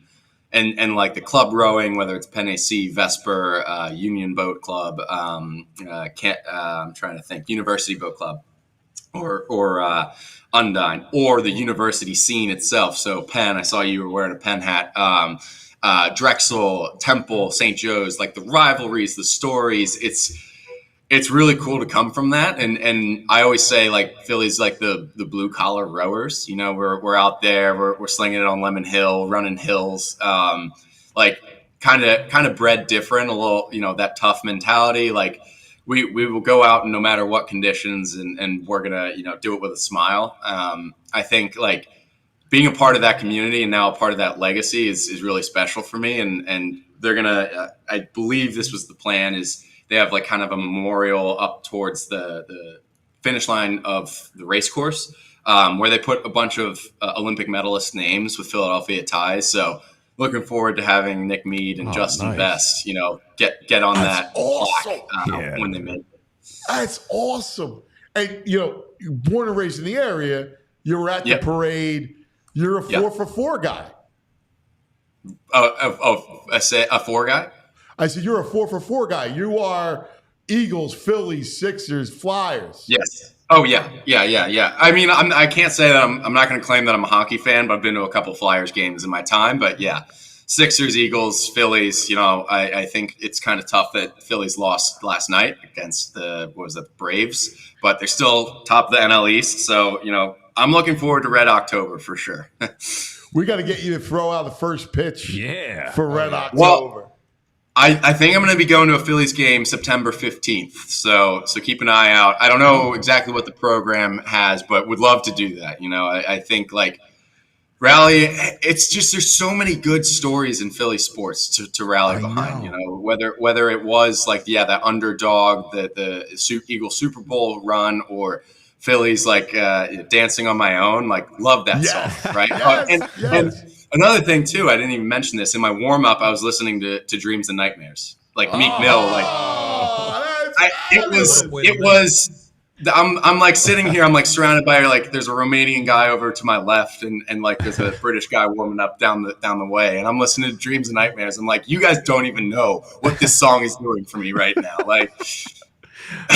Dude, I freaking love you, man. You are the greatest. Oh my God. Hey, I want people to also know how difficult it is. So tell us about your training. Tell us about, like, what it entails. How, diet. Food intake. Because, you doing what you do, you burn a lot of calories. Right. It's a lot of things taken to the extreme. I think it would be kind of a disadvantage if I didn't describe kind of like the balance I have to strike. So I work a full-time job in addition to training for a majority of the year. Leading up to the Olympics, I took some leave of absence, but I guess like a typical training day would be, 5:30 a.m. wake up, 2 hours of cardio, go to the office, get in the office around 9:30, come back around 5:30 p.m. to my training facility, do the second session. So that could be a mix of weights and cardio, or potentially go out for a second row. And then, bedtime, hopefully 10 p.m. ish. So have to balance that. And part of that is, nutrition, and eating clean, high quality foods makes you, I see it not necessarily as something that has taste, but like fuel for myself. Right. Where if it doesn't taste the greatest, that's fine. But like making sure I'm eating like whole, like good quality grains and good meats and protein sources, and staying up on hydration and not just like drinking water, but also, getting the electrolytes that you need to kind of fuel it. And also, like, I'm not going to lie, I rip coffee a lot. So keep the caffeine going. But we do a lot of like cardiovascular based training. Our race is, we ended up doing it in 5 minutes, 49 seconds. So it's not like an all out sprint. So you can't be just doing like sprints all the time, but it's also not a 10K where you're going for like 34 minutes or whatever. So we do a lot of, relatively low zone cardio, and then we do some kind of sprint work. And I'd say like all in on a week, we train from 24 to 26 hours of like actual training per week. So most weeks is 7 days, where Sunday is kind of like a light recovery day where we'll only do like 80 minutes of cardio. But other than that, it's like 3.5 to 4 hours a day of training per light day. Day is 80. I hate doing 35 minutes of cardio. Your light day is 80 minutes of cardio. Your lung capacity must be amazing. Like how you build your lungs up, because it's so much about breath. It's about breath and also keeping the ticker going along. And one thing that we measure is VO2 max. And so my VO2 max was measured this most recent year was 69 milliliters of air per kilogram of body per minute is what I can produce and take into my body. So I think like the best guys in the world, and it's a function of weight too. Like in terms of, weight, like efficiency, like we might not, because we're heavier. Like I'm 195 pounds. Guys in my boat are 220. The only people that kind of have higher ones is cross country skiers, and they're like 150 pounds. But in terms of if you remove weight, rowers have some of the highest VO2 like max capacities, just because, like you said, we're building those muscles, but also like the lung capacity and like being efficient with the blood that we're working with, so that we can fuel our body to do the cardio, do the work. You're amazing, dude. I gotta tell you. You're a blast. So when you come home often? What's your deal? Sorry, can you repeat that? Do you come home often? Like, what's your deal? Like, I try to. I'll be ping ponging back between the coasts this fall. But like I'd say from January. So I said goodbye to my parents around Christmas. And unfortunately, I was able to like see them, at our race in like the preliminary race in Switzerland. But I was on the road for the last 8 months. Wow. So we were in Colorado Springs for high altitude training, and where that's just fitness. There's no rowing up there. We just sit on the rowing machines for 4 hours a day. So that was intense, but it was worth it. And then we went down to Florida. From Florida, we went up to Princeton, we went on over to Italy to do our race up in Switzerland, back to Princeton, back to Italy, and then back to Paris. So it was 8 months of living out of a suitcase. And it was funny. I was texting my fiance and I was like, I'm paying rent for the first time in the place I'm actually going to be living in. This is so exciting for me. So now I'm back in the Bay Area. Do you get a stipend from the USA? Do they help you out financially? They give a small stipend, but if you only lived off of the stipend, you'd just be above, the overall U.S. poverty line, which, it covers the living expenses, which is I am grateful for what the USOPC does, and they're kind of fighting an uphill battle, right? I'm not Steph Curry dropping threes, signing millions of dollars with Under Armour, and I fully understand that, and I don't expect to be in that level. So they have to kind of find a way to distribute funds so that, non-revenue generating sports, you can still get that kind of distribution and able to support. So I'm not in a unique situation. I don't want to feel like it's a woe is me situation, because there's a lot of other sports out there, same story, where they have to work a job, and whether that's, equestrian or shooting or all these other sports that you don't hear about until the Olympics come on, they're in that same boat. And I feel for them. And I would love it if at some point I could, give back to the rowing community and hopefully address some of those issues. And it just requires some time and proper funding. But that's for a different day. What's next for you? So when you cross the finish line and you win an Olympic gold, like I kind of knew, okay, my life was going to change, but I didn't really know the magnitude that until like a couple hours later when, I'm getting whisked around and the media appearances and, you guys reached out and thank you for, I was happy to do that. I wanted to pop on because like, I'm there, but the extent at which my life changed, I could not have anticipated. So original plan was, work a full year and then softly make a decision on LA 2028. I think that's still going to be the plan, but just take a year off of international rowing. I got to let my body recover. It wears on you. I slipped 2 discs, like my hands, a whole lot of things. So take a year off, work at my job, work with my firm, and then make a decision for LA a little later. So maybe sometime next year. Want to get married and got to be around to plan for that.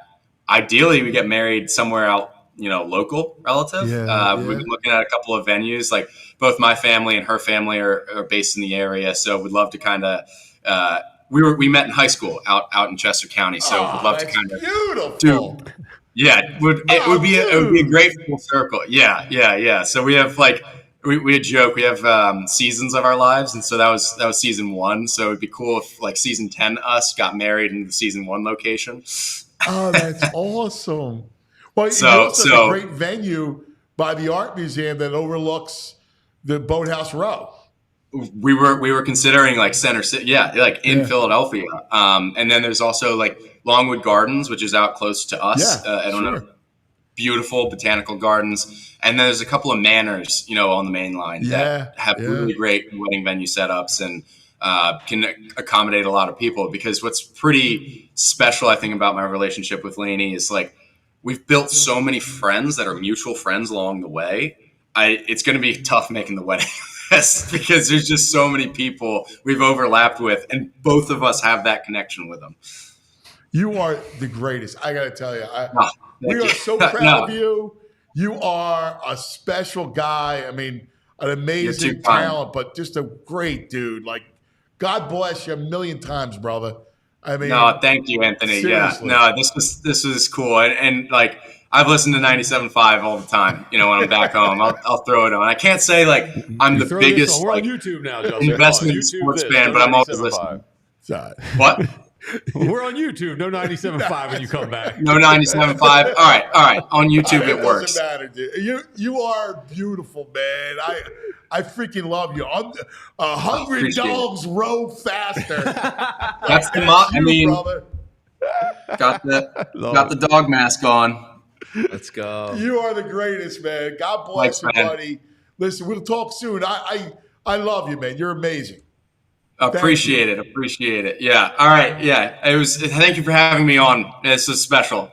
We'll see you next time. Yeah. At a Phillies game, right? I want to give you a big hug, man. You're an inspiration. God bless Appreciate it. Appreciate Thanks, it. brother. How about that? Justin Best. Wow. What a great kid. Great. Oh, my God. Awesome, a great dude. Just an amazing guy. I got to tell you about Parks Casino. That's right. Street Road in Ben Salem. Look, the mecca of entertainment is Parks Casino, the number 1 casino in all of Pennsylvania. I tell you about it all the time because, it's the best, man. Like, you want food items? They have incredible restaurants. The Parks Steakhouse.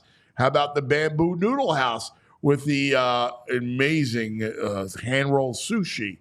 How about the epic $5 happy hour that's going on right now? Like, you were today on a Friday, ball out of work, the epic happy hour is going on right now. You got $5 drafts of Ford Stout Victory Seasonal or Parks Pills at the Liberty Bell Gastropub. If you want a little Cabernet, Albertoni Cabernet, $5. You want the drink of summer, the Twisted Tea Frozen Whiskey Arnold Palmer's, $5. You're hungry? How about some braised short rib sliders, $5. Hot honey chicken sliders, $5. Rotisserie chicken flatbreads, $5. That's it, man. It's the Parks Casino Epic $5 happy hour happening right now. All roads lead to Parks Casino, number 1 casino in Pennsylvania.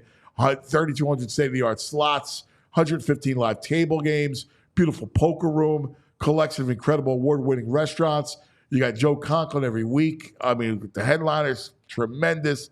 They have the cover bands at the 360 Lounge. And, of course, the big acts at the 1,500-seat Excite Center. Tiffany Haddish, September 27th, is coming. J.B. Smoove, who's fantastic, is coming. Tickets for all shows, parkscasino.com. Visit parkscasino.com. Going to be 21 or older. Gambling problem, call 1-800-GAMBLER. Parks Casino, this is how you win. All right. Man, that was awesome. You know who could appreciate that interview? Baldy. You got that right. The one, the only Baldy.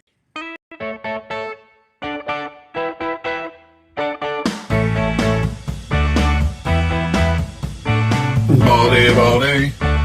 Oh, let's talk some football. Baldy. Oh, he likes meats and football. Oh, Baldy. That's right. Oh, Baldy. Live in L.A. Big weekend for Baldy as the final preseason weekend. And we had to get him. I mean, with the news of the Eagles and Jahan Dotson. But, Baldy, you'll love this story. We had on Olympic gold medal rower Justin Best, who, when he gave his speech about the gold medal, the whole thing, he talked about doing Jason Kelsey's speech at the parade. He was a big Eagle fan, and he did the whole thing from about, no, they thought I was too old and Doug was too not smart enough, the whole thing. Well, that's a credit to Jason and just how he has just weaved himself into the fabric of Philadelphia and just knows how to talk to the fans that we are in Philadelphia. So that's actually something a lot of people should probably take a look at when they're delivering a speech. Yeah, I got to tell you, and you realize here's an Olympic gold medal rower, right? And he's like, "Go Birds!" Like, it's amazing how that team, every sport, to actors like Bradley Cooper, right? Like like you name it, titans of industry. Everybody says "Go Birds." I want to hear "Go Birds" in Sao Paulo in from today. I want to hear that in a Portuguese accent. Because I know I'm going to hear it, because I know that there's a huge. In fact, I put this thing out there the other day because about where the fan bases are in the world right now, not in the United States, but in the world. Brazil's got like 35 million NFL fans. So, I mean, they're a big country. They're as big as the United States. Like, there's going to be Brazilian Eagle fans down there. They're going to have their group of people. I'm sure we're going to see them and run into them down there tailgating, South Philly style. But I'm anxious to kind of catch a little bit of that action. Yeah, that's awesome. Well, listen, the Birds got a lot better. One of the big holes was the third receiver, and Jahan Dotson. I thought it was a terrific move by Howie. What do you think? Well, I mean, look, good teams rate bad teams of good players. That's just a fact. If you look at what the Commanders are doing with the new general manager, new coach, Antonio Gibson is gone. Like, they're just shedding. But they're building a new team, and so Jahan Dotson, look, he had good games against the Eagles last year. He caught a tying touchdown with no time left. Again, he sent the game in overtime week 4. He had the best game he ever played in his career. Week 8 against the Eagles. I'm sure they've taken notice of all that, but they needed a slot receiver. Like, they could put AJ in there. They could put Devontae in there for certain matchups, but you got to have 3. And, you got to have your 11 personnel package. Every team does. So you got to have your tight end, your 3 receivers, and your running back. And the Eagles keep coming up short. Paris Campbell didn't work out. He didn't stay healthy. I mean, you go through the list of guys. Quez Watkins, yeah. All these different guys, Johnny Wilson, all these guys they were trying in there. Oh, like, you need a particular skill set to play in that position. That's honestly at Penn State. That's what Jahan was. He was a slot receiver. And that's where he does his best work. And so I think it's a good fit for the Eagles. And we'll see if he stays healthy. He missed some games last year. We'll see if he's reliable. His hands, he had some drops last year, but I mean, he's better than anybody else they have on that roster. Yeah, it was funny. I was talking to Brian Mitchell, who's down in Washington, one of their analysts for the Commanders, and B. Mitch was like, yeah, he really just lost confidence. Like coming out of Penn State, drops was never a thing. It was never an issue with him coming out of college. Last year, really, this spring, this preseason, the drop thing kind of cropped up. And you know it. Sometimes young player, you had an array of quarterbacks that weren't very good. You had now your third OC. It was your third system this preseason. And sometimes that messes with you. Maybe. I don't want to make any excuses for drops. Drops are drops. You know, I mean, I don't care. Sam Howell threw every pass for the Commanders last year. Your drops are drops. But look, he gets a fresh start. Gets a fresh start here. He knows Saquon. You know, he's back in Philly. Like this is a good situation. It's a much better organization. If you're going to be confident, the move that just got made should make him feel like he's on top of the world right now. Yeah, no, in a big way. And look, they've struggled to put that other. You talked about it with this iteration of the Eagles, but really going back, like Quez Watkins wasn't an answer. And you know better than anybody because no one dissects offense. Nobody dissects the game and the spacing better than you. He's their fifth option, really, in the pass game. And you think about it, when you got AJ and Devontae, you got Barkley out of the backfield, you got Goddard. And by the way, you also have to account for Jalen taking off and running the ball. And then, oh, by the way, you got Dotson. Yeah, and I would say that, you know, I mean, you spelled it out good. I mean, it's all about spacing. Kellen Moore understands this. But that slot receiver in this league right now, when you're talking about the beast they have on the outside, the tight end, the running back, the quarterback, and his ability to take off, like there should be a lot of space underneath for Jahan to go to work. Washington never had that, ever. So they don't have a quarterback like that. They didn't have the complementary players. Like this should be a good fit. Now, how many targets he gets in a game, I don't know. But there could be some weeks when they're clouding AJ, and you know whatever else they're doing in this and defensively to try to contain this group. It should create a lot of space for John Dotson to go to work. All right, when you look at the roster now, Baldy, how does this roster stack? Like, what are the holes that you look and see? I mean, obviously, they probably can use a backup tight end. Calcavecchia is number 2 right now. You can probably upgrade that. And we've talked about O-line depth. Is there anything else that you see? Well, who's their starting right guard? I mean, I don't know who that is right now. Tyler Steen, you know, Mekhi Becton. Yeah. You know, they've all been hurt. You know, Trevor Keegan, can he sneak in there? Like, it looks like I think it's Becton. They need to get. Like, I don't know. Maybe Stout's got it fixed, and I don't know. But it doesn't look like it's fixed right now. So that's a concern. And then, look, I mean, the defensive line is always going to be how this team is built when they won a championship. It was deep and as talented as anybody. 2 years ago when they went to a Super Bowl, they had 70 sacks. It was as deep and talented as anyone. You know, can Jordan Davis stay on the field to be a factor? You know, I'm looking at defensive line depth. I don't think they're going to make any moves. They've drafted these guys to be good players. They've got to develop them, and they've got to get them on the field. Hey, while we got you, Anthony Richardson last night, that first drive, you said he's a guy to keep an eye out for. You like him. I mean, we like both of us liked him coming out of Florida, that he was going to be a guy that you could do something with. And Steichen, good coach. I'm excited to see what he can do. Well, last night, I mean, he finishes off that drive with the touchdown pass to A.D. Mitchell. Like he's got a linebacker coming right at him and he just flicks it to him. He had an interception last night, him and Kyler Granson. Granson is going out. He thinks he's going in. Miscommunication, pick 6. He did not. He ran one time last night, but when scrambling once, he got the ball stripped. Those things got to get cleaned up. But he made a number of good throws. He beat the blitz one time. Like, look, week 1, Houston comes to town. And you watch that Colts defense now. Latu got a sack last night. Yeah. You play him next to DeForest Buckner, Kwity Paye, the guys that they have. And they've been drafting defensive linemen at the top of the draft for the last 3 years.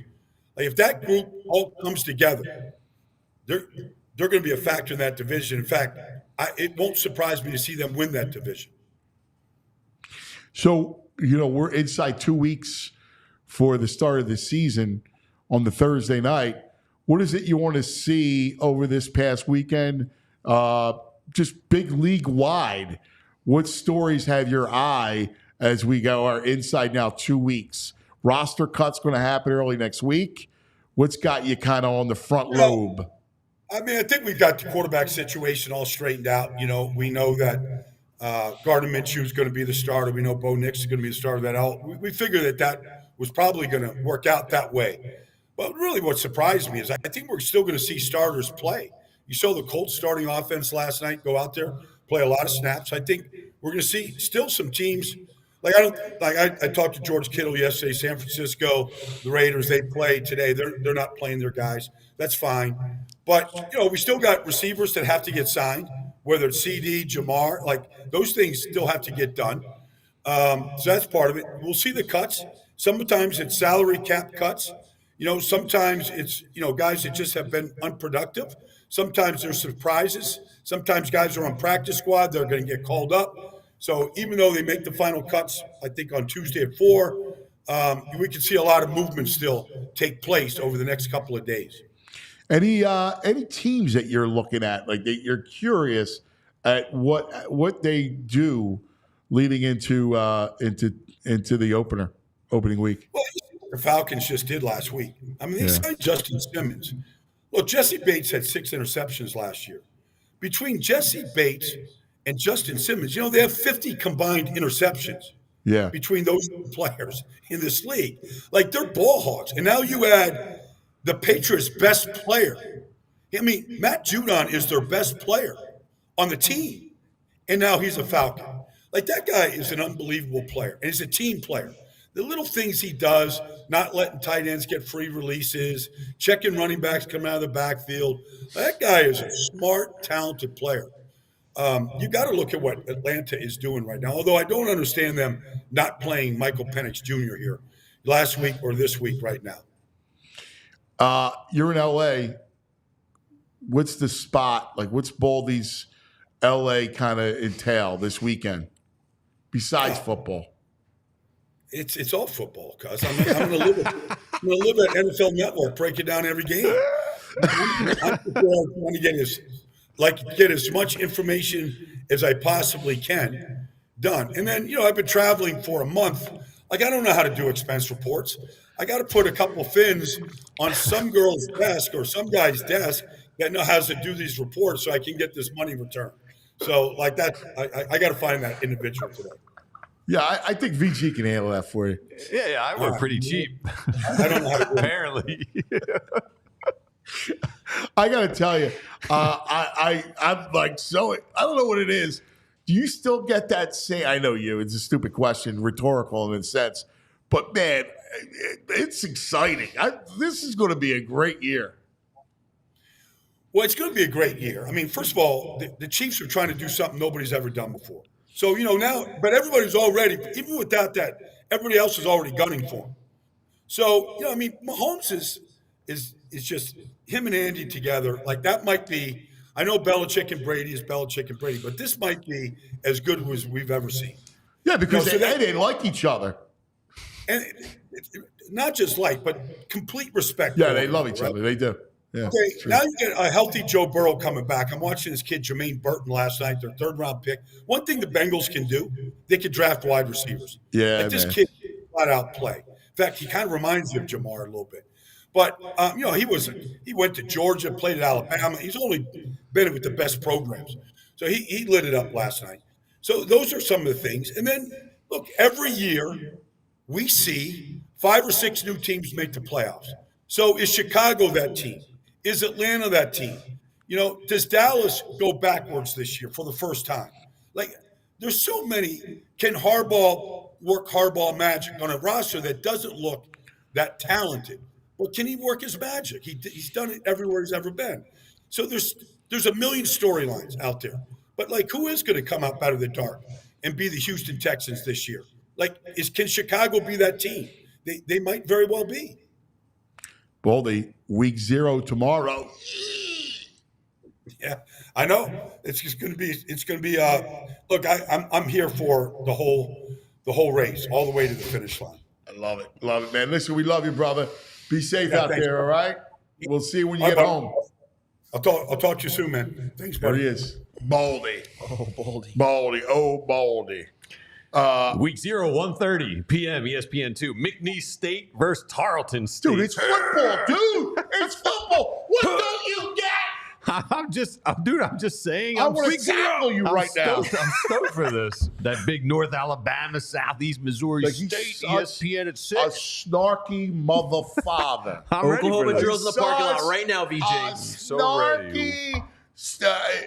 You know what I hate? I think Linda in the chat. No one starts counting at 0. You start at 1. Oh, Linda. Oh, Linda, yeah, she's right.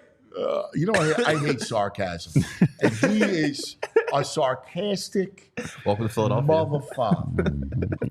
Dude, Give me wait some- till you see the cheese board I balls out for week 0. Oh, so you know what I'm doing to your cheese board? You know what I'm going to do? Special. I'm going to break into your house and I'm going to destroy your cheese board. I'm going to bring the gooch and let the gooch loose. A little to eat your salami, a Gouda. little mortadella. Give us some nugs. All right. Nuggies. Well, Nick Foles was on a podcast with Chris Long talking about everybody's favorite play, Philly to Philly special. And it was interesting to hear Nick's point of view of this whole process. Now, I don't know if you remember watching us all week in practice, but we had a speed option from the shotgun. Yes. And every time we butchered it, and it was awful. That was actually the play that was called. And then we called a timeout. And I ran over to the sidelines and asked for Philly. To this day, I have no clue why I asked for Philly. Because it's Philly special. I've thought NFL films, and now with artificial intelligence, I know that you can create voiceovers and stuff. So part of me that thinks that could have happened, but in reality, my brain was just probably in a weird state. When Doug and I talked about this, because we were going to rep this against the Vikings in the NFC Championship game, but we decided not to, and I just threw a touchdown to Alshon and made it easy, got to save the play. We were going to run this second half to go up by 2 scores, not first half to get up in general. And Doug trusted me enough because he knew me enough to know, Nick is feeling this, let's execute this. Because he could have overrode this play call, but he pauses and he said, let's do it. And then we run this, and I remember going up there, we had a shift. We had to have some acting that took some time, right here. And Lane was the trigger for Kels to snap the ball to Corey.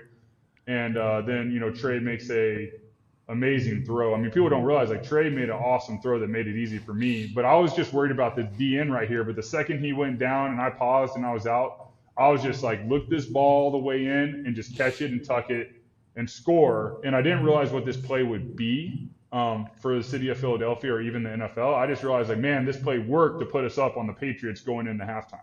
Right before this, so there was a timeout. Love Nick, man. Doug could have overruled him, but Doug was like, yeah, let's do this, buddy. That was Let's Nick. do it. Yeah. He's nuts. Nick it was went to Nick. Doug. Nick went, Doug's looking for a play call. What do we got? Sure. Try to get at number 6? All right. No. Would you say Nick? Yeah. That's good. Nick's outrageous. I mean, not for nothing. That was and that was great how deep he went. Oh, yeah. With the whole thing. Lane was the trigger. Yeah. I love all those little details of it. It's fantastic. By the way, real quick, I want to give a yo to our man Tasty Cake Dom, who's getting released from the hospital today. Oh, hell yeah. All right. And There we go. we love you, buddy. Suffering from some blood clots and some surgery. He's got headed up. So we want to He's had a rough couple years, Dom. He's had a really rough. Yeah. Dom, you would know, would drive the Eagles Tasty Cake truck.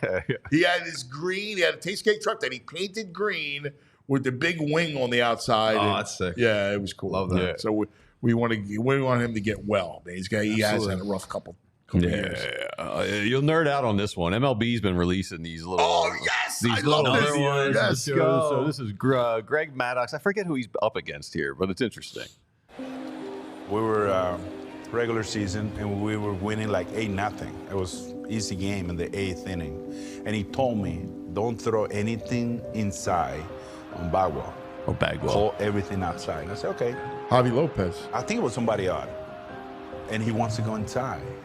And okay, it's your game. So I went inside, called inside, and Bagwell hit 1,000-mile Oh, boy. Way back. And I was mad. And I was like, what are you doing? And he goes, they got a good team. We got a good team. We're going to play them in the playoff. He's going to wait for that pitch. 3 months later, we're in the playoff, bases loaded in the 7th. We threw 3 straight changes and struck him out. Wow! Listen. And I was walking to the dugout. He goes, hey! And I look at him. He said, you remember 3 months ago, 2 months ago? And I said, no, I don't. He was looking for that pitch, the homer that he hit. And I was like, this guy. It's how smart he was. Wow. Oh, my God. That is awesome. So smart. Dude, that's awesome. Great strategy. What? Like, Dude, they're sick. Oh, They're my God. I love that stuff. That MLB stuff is ridiculous. This You is did the great. Barry Bonds Maddox one. Last time? That was amazing. Dude. Like, think about the wherewithal, right? To go, I'm up 8-0. Yes. Right? And think about how selfless, too. Yeah. Like, because no pitcher wants to give up a run. Right. Like, you got a shutout going. Yeah. Right? Your numbers. Right. He's like, watch this. I'll give him the cookie. Right? Yep. Feed him a cookie. So if we face him again in a big spot, In 3 months. that's So awesome. 3 months down the road, Great job, dude. That's man. ridiculous. Like this. Great job coming Not up with only that. are these guys that skilled, but mentally, Yeah. they're on another plane. Well, Maddox was brilliant. Yeah. Like, that was brilliant. So cerebral now. Like, in his head that he's going, I'm going to have to face this guy again. It's Bagwell, the Astros. Yeah, it's like rope-a-dope 3 months Yes. in advance. Yes. Yeah. He's going to be looking for that pitch. Yeah. And you know he was. He's like, oh, man, I remember I got that, Yeah, that he- juicy meatball. Yeah, he's gonna come in that I'm somewhere. going to just cross. Yes. Great video. YouTube TV is really doing some good things with NFL Ticket. You might like these. You might hate one. The first one is you can create your own quad box. Yes. Love a quad box. So design the I'm a game quad from the box angles guy. you like. And they also do a fantasy view where you can load your fantasy team in, and it will keep you up and then show you, like, cut to like highlights of Of your their players. your player doing Yeah. stuff. So I thought that was pretty cool. I like a quad box. The fantasy thing I don't need. I knew you were gonna poo-poo the fantasy. You know, I Yeah, will I listen. know. I mean, I'm with you, I like my Cox. team. Like, I'm with you. yeah, JP. I mean, come on. Yeah, I Now knew I'm it. a fan. I mean, look, quad box, cool. Yeah. Right? Like, Get the 4 best games yeah, the fantasy. I'm like, I don't need to see highlights. I'm like, guys, like, all on. right. You in on the fantasy box. What do you do if you're Brad? On the fantasy box, you're Brad. You have to have like 47 TVs. Brad plays in a million of these leagues. One his would Bitcoin, just please. Be like a black screen. It would be overridden. I with mean, see, he information. basically has every player in every game. Yes. All right, we Might as got well one just more. watch every game. Pete Rose, the third grandson, committed to LaSalle. No way. Yeah. No way. Oh, that's awesome. PJ Rose now playing baseball at your LaSalle At LaSalle. Shouts for Night Washington. Explorers. That's awesome. That's pretty cool. Yeah, that's what we got for Pete, the that's Crazy. I got one nug, but I got to save it for TV Todd, maybe. Okay. Whenever we see TV Todd, I'll hit it. But yeah. Well, my guess is we're going to be seeing Yeah, TV we'll see. Todd You got a prediction? shortly in overtime, which is what we'll wind up doing. But that Justin Best, oh my God, That was a great He story. was a good Cuz. dude. I forgot to ask him, like, is it hard? Like, Jeez, those man. hands have to skeeve out some Oh, my people. God. Who wants to hold that hand? Oh, no, but you see the Calluses and asses. calluses. I'm curious about the workout regimen. Oh, I my know God. you talk 2 about a lot hours about of rowing. cardio in the morning and then more lung after capacity. It's amazing. By the way, want you guys to become diehards. All right, don't forget PHLY. Become diehards, man. We love you guys. You get all kinds of exclusive content, and just hang with us every day. You know that. So thanks for being diehards. Thanks for hanging with us here at PHLY. All right, coming up. Oh boy, It is Friday, and on Fridays we like to go overtime, and we love to get our man TV Todd. Act like a man. You can't handle the truth. It's time for TV Todd. Todd. Good day What up, to you, cuz? Todd. How you doing, brother? Good, buddy. Hey, you changed up the room there? You changed the bookshelf No. location? No, what you're noticing, VG, is, and I wish I could get a better view of this. This is stinks. This is a Lego set of Jaws. There you go. I was gonna Jaws. say. Oh, it's the orca. Look at that. Cool, dude. It's got really detailed stuff inside of it too, like around the little table where they sit and sing. They got the little mugs of alcohol. No. It's pretty cool. I like That's that. fabulous. I like that a lot. That's cool. Yeah, my daughter put it together. This is, you know what's funny? It's been rumored for like decades that Lego was going to make a Jaws set, and it just came out on August 6th. Ah, that's great. That's cool, man. I love that. They're very sharp. Very, very sharp. How you guys doing? Not bad. Great, brother. I mean, football's around the corner, so it's a big time. This is it. This is where you become even more important because, let's face it, Friday night or Saturday night, one of those nights, you got to do date night because all day Sunday night, you're out. You're a college guy like me too. You're out on Saturday, right? So you got to deal with, you got like Friday night and maybe Saturday night, unless there's a primetime college football Saturday night, in which you're down to Friday night. So we need you to help maintain our relationships with something good to watch over the weekend. Did you submit your 2-week letter of resignation to Tam? I saw that. That guy was hysterical. That guy, what he did was all. How about her? So the husband gives the 2 weeks notice. The wife reads the letter. And she was fantastic. She's cracking up as she's reading it. And then she hits him with, sorry, I cannot accept this. We have a staffing issue. I love it, man. VG, you've had some strong nugs this week, man. Oh, yeah. Well, thanks, Python Todd. in the toilet. Python in the toilet. Come on. Well, here's what I was saving for you. Hear about this Chick-fil-A network? Yeah, I've been all in on it for about half a year. Oh, man. What is it? They're starting their own streaming network, Chick-fil-A, with my family-friendly content. They got a budget of $400,000 per half hour of unscripted shows they're doing. Wow. I wonder what these shows are going to entail. They're not So all the chicken guy- related, are they?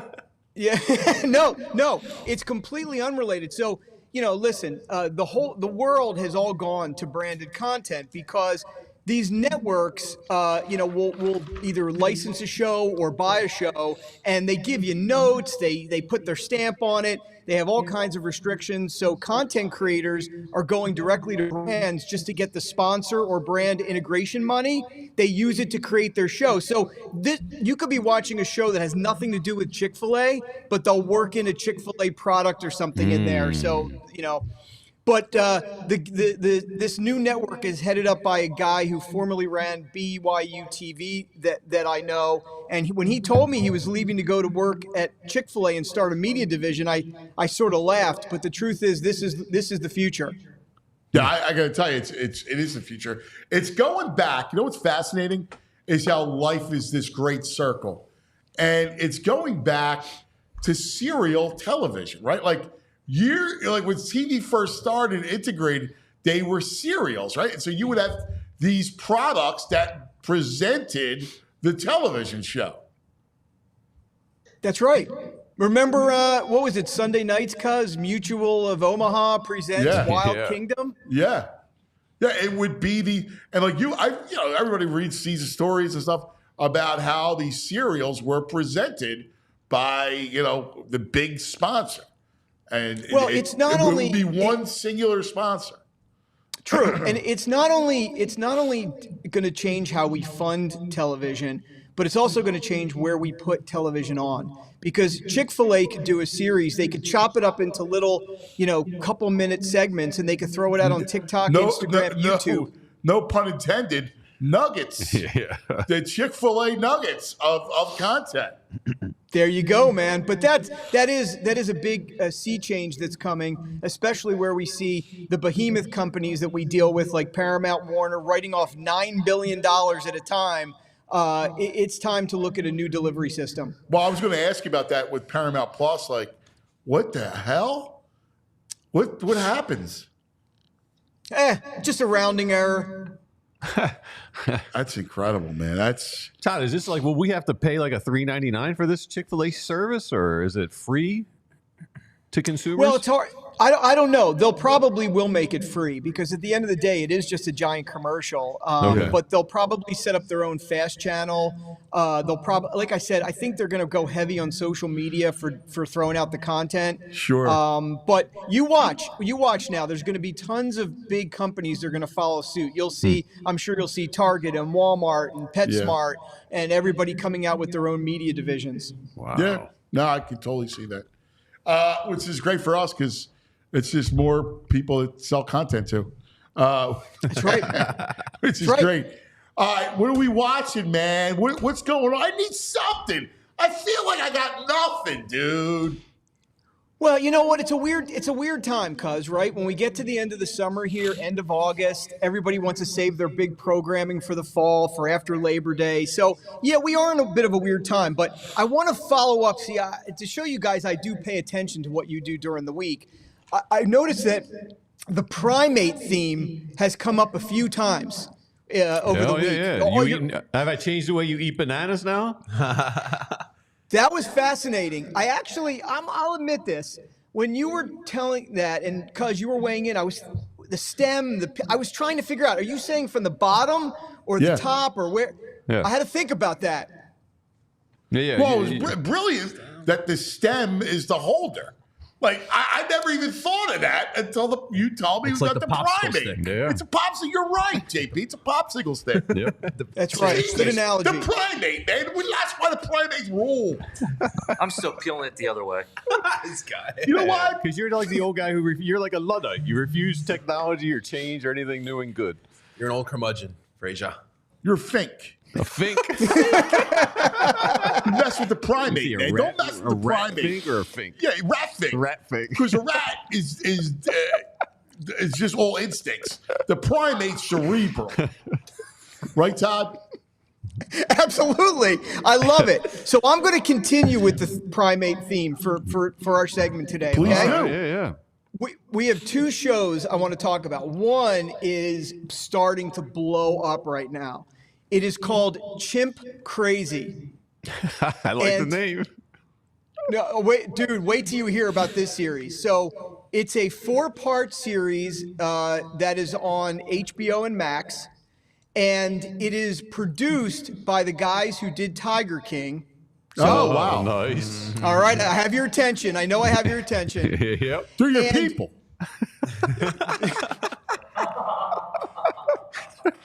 There you go. So this series, cuz 4-part series, and it is a documentary about this woman named Tanya Haddix, who was sort of taking care of a whole bunch of chimps, including Hollywood chimps that have been in movies like Babe and MVP and Celebrity chimps. Yeah, but she's nuts. The chimps aren't cared for properly. PETA comes swinging in. There's all kinds of court battles. Swinging. It's very That's Tiger an King. active verb. That's a chip verb. It's a primate. Yeah. Come off the vine. Swinging it. Oh, wait till you see it, man. It gets into these people that own chimps and the parties that they throw and the fact that the chimp just rips people's noses off from time to time. Dude, crazy. You watch the first episode, you're going to be so in. That. Yeah, I'm in. So in. I'm in on that. Well, it's not fair what they do to the chimp. They throughout time, they've made the chimp a thief. Like, you go to ancient Baghdad, we're at the market, and the chimp, like in Indiana Jones, the chimp is stealing gold chains. Like, that's not cool. You make the chimp doesn't want to be a thief, but the dude is making the chimp steal.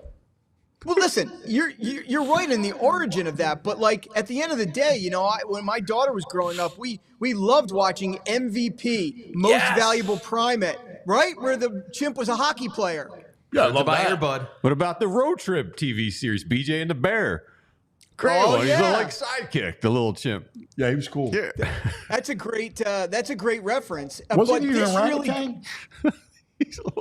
Well, wasn't he an orangutan? BJ in the band? No, dude. Oh, He got a little Jeff hat on in the Oh, picture, he's cool, whatever. man. He's cool. Yeah, you want to hear a great story? So, this was years ago. My wife is like, I got to admit, I looked into getting you a chimp for your birthday. That's awesome.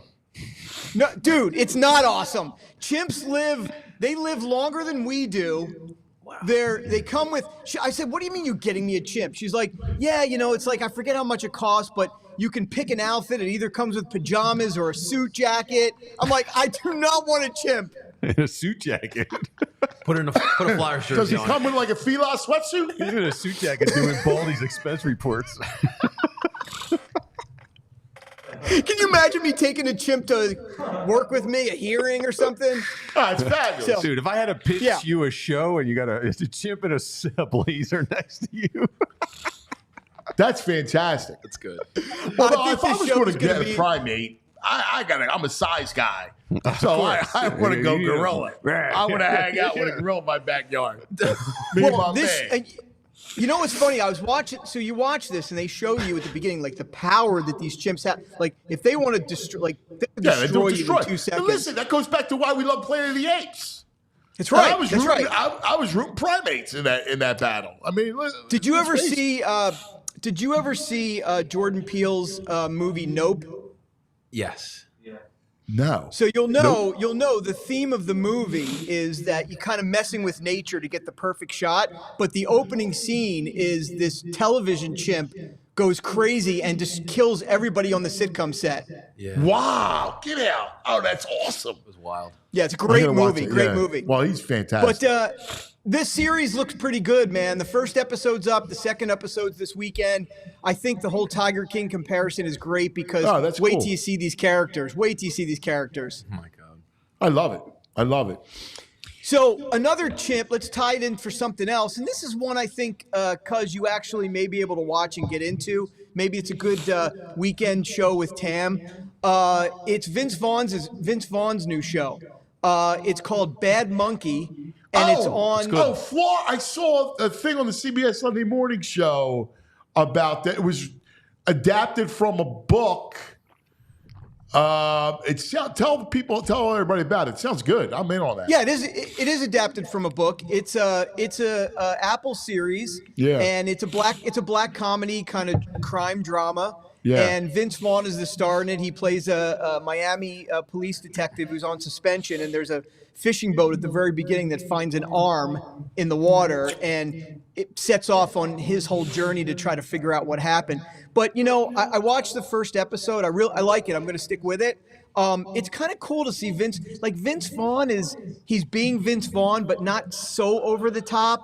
And, I think I was looking at the guy. I'm like, I've seen him go through some periods where I didn't think stuff was that great. But the guy, looks good. He seems like younger Vince Vaughn. I don't know. I think this show could be really good and fun and light and something that you can watch together on the weekend for sure.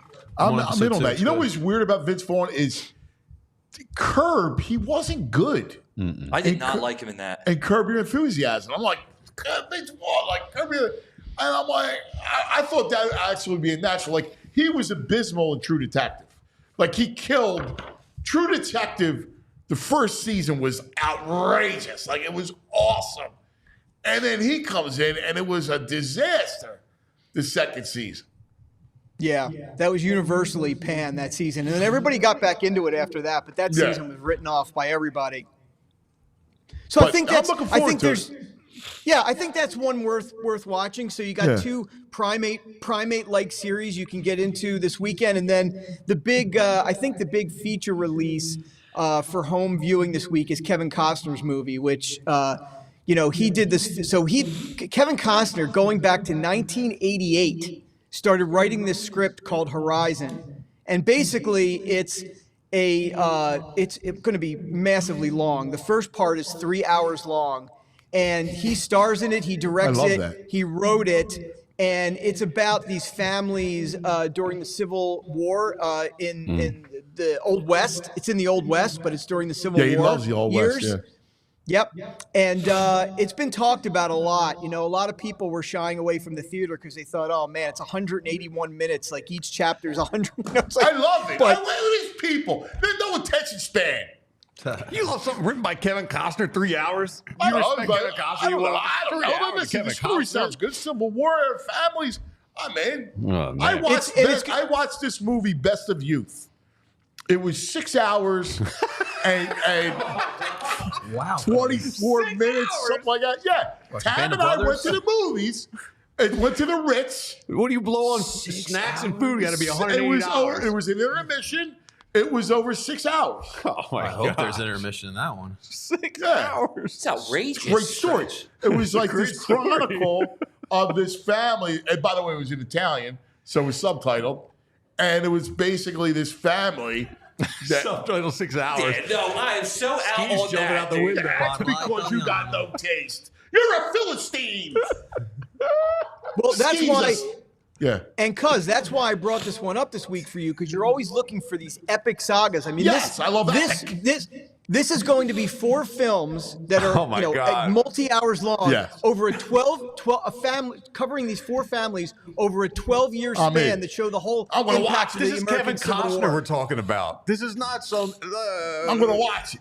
It's not, I don't know, Spielberg at least. All right, Kevin Mr. Costner? Love Island. Yo, hey, by the way, the Love Island reunion lived up my to the hype God. on Monday night. It was fantastic, Sky Todd. Love Island. Lots of good drama. Love is Blind, Love Island, Love is Love. Hey, I Todd, tried. Love Listen, Love I is tried. garbage. I tried to watch Love Island based on VG's Love. I could not get into it. Of at course all. not. You hate love. You hate romance Who and love. possibly I get could it. watch that? Hey, Todd, I'm going to the movies this weekend, I think. I love Jason Schwartzman. You hearing anything about this Between Two Temples or whatever that movie is? Yeah, I just saw. I think you and I like chatted about. Schwarzenegger. I saw the trailer before Kneecap, it looks good. Again, there's this. I'm feeling VG. Maybe you're feeling it. There's old school indie vibes coming back to the theaters totally. now. I'm going to the movies every weekend, I feel like, because there's that kind of movie coming out again.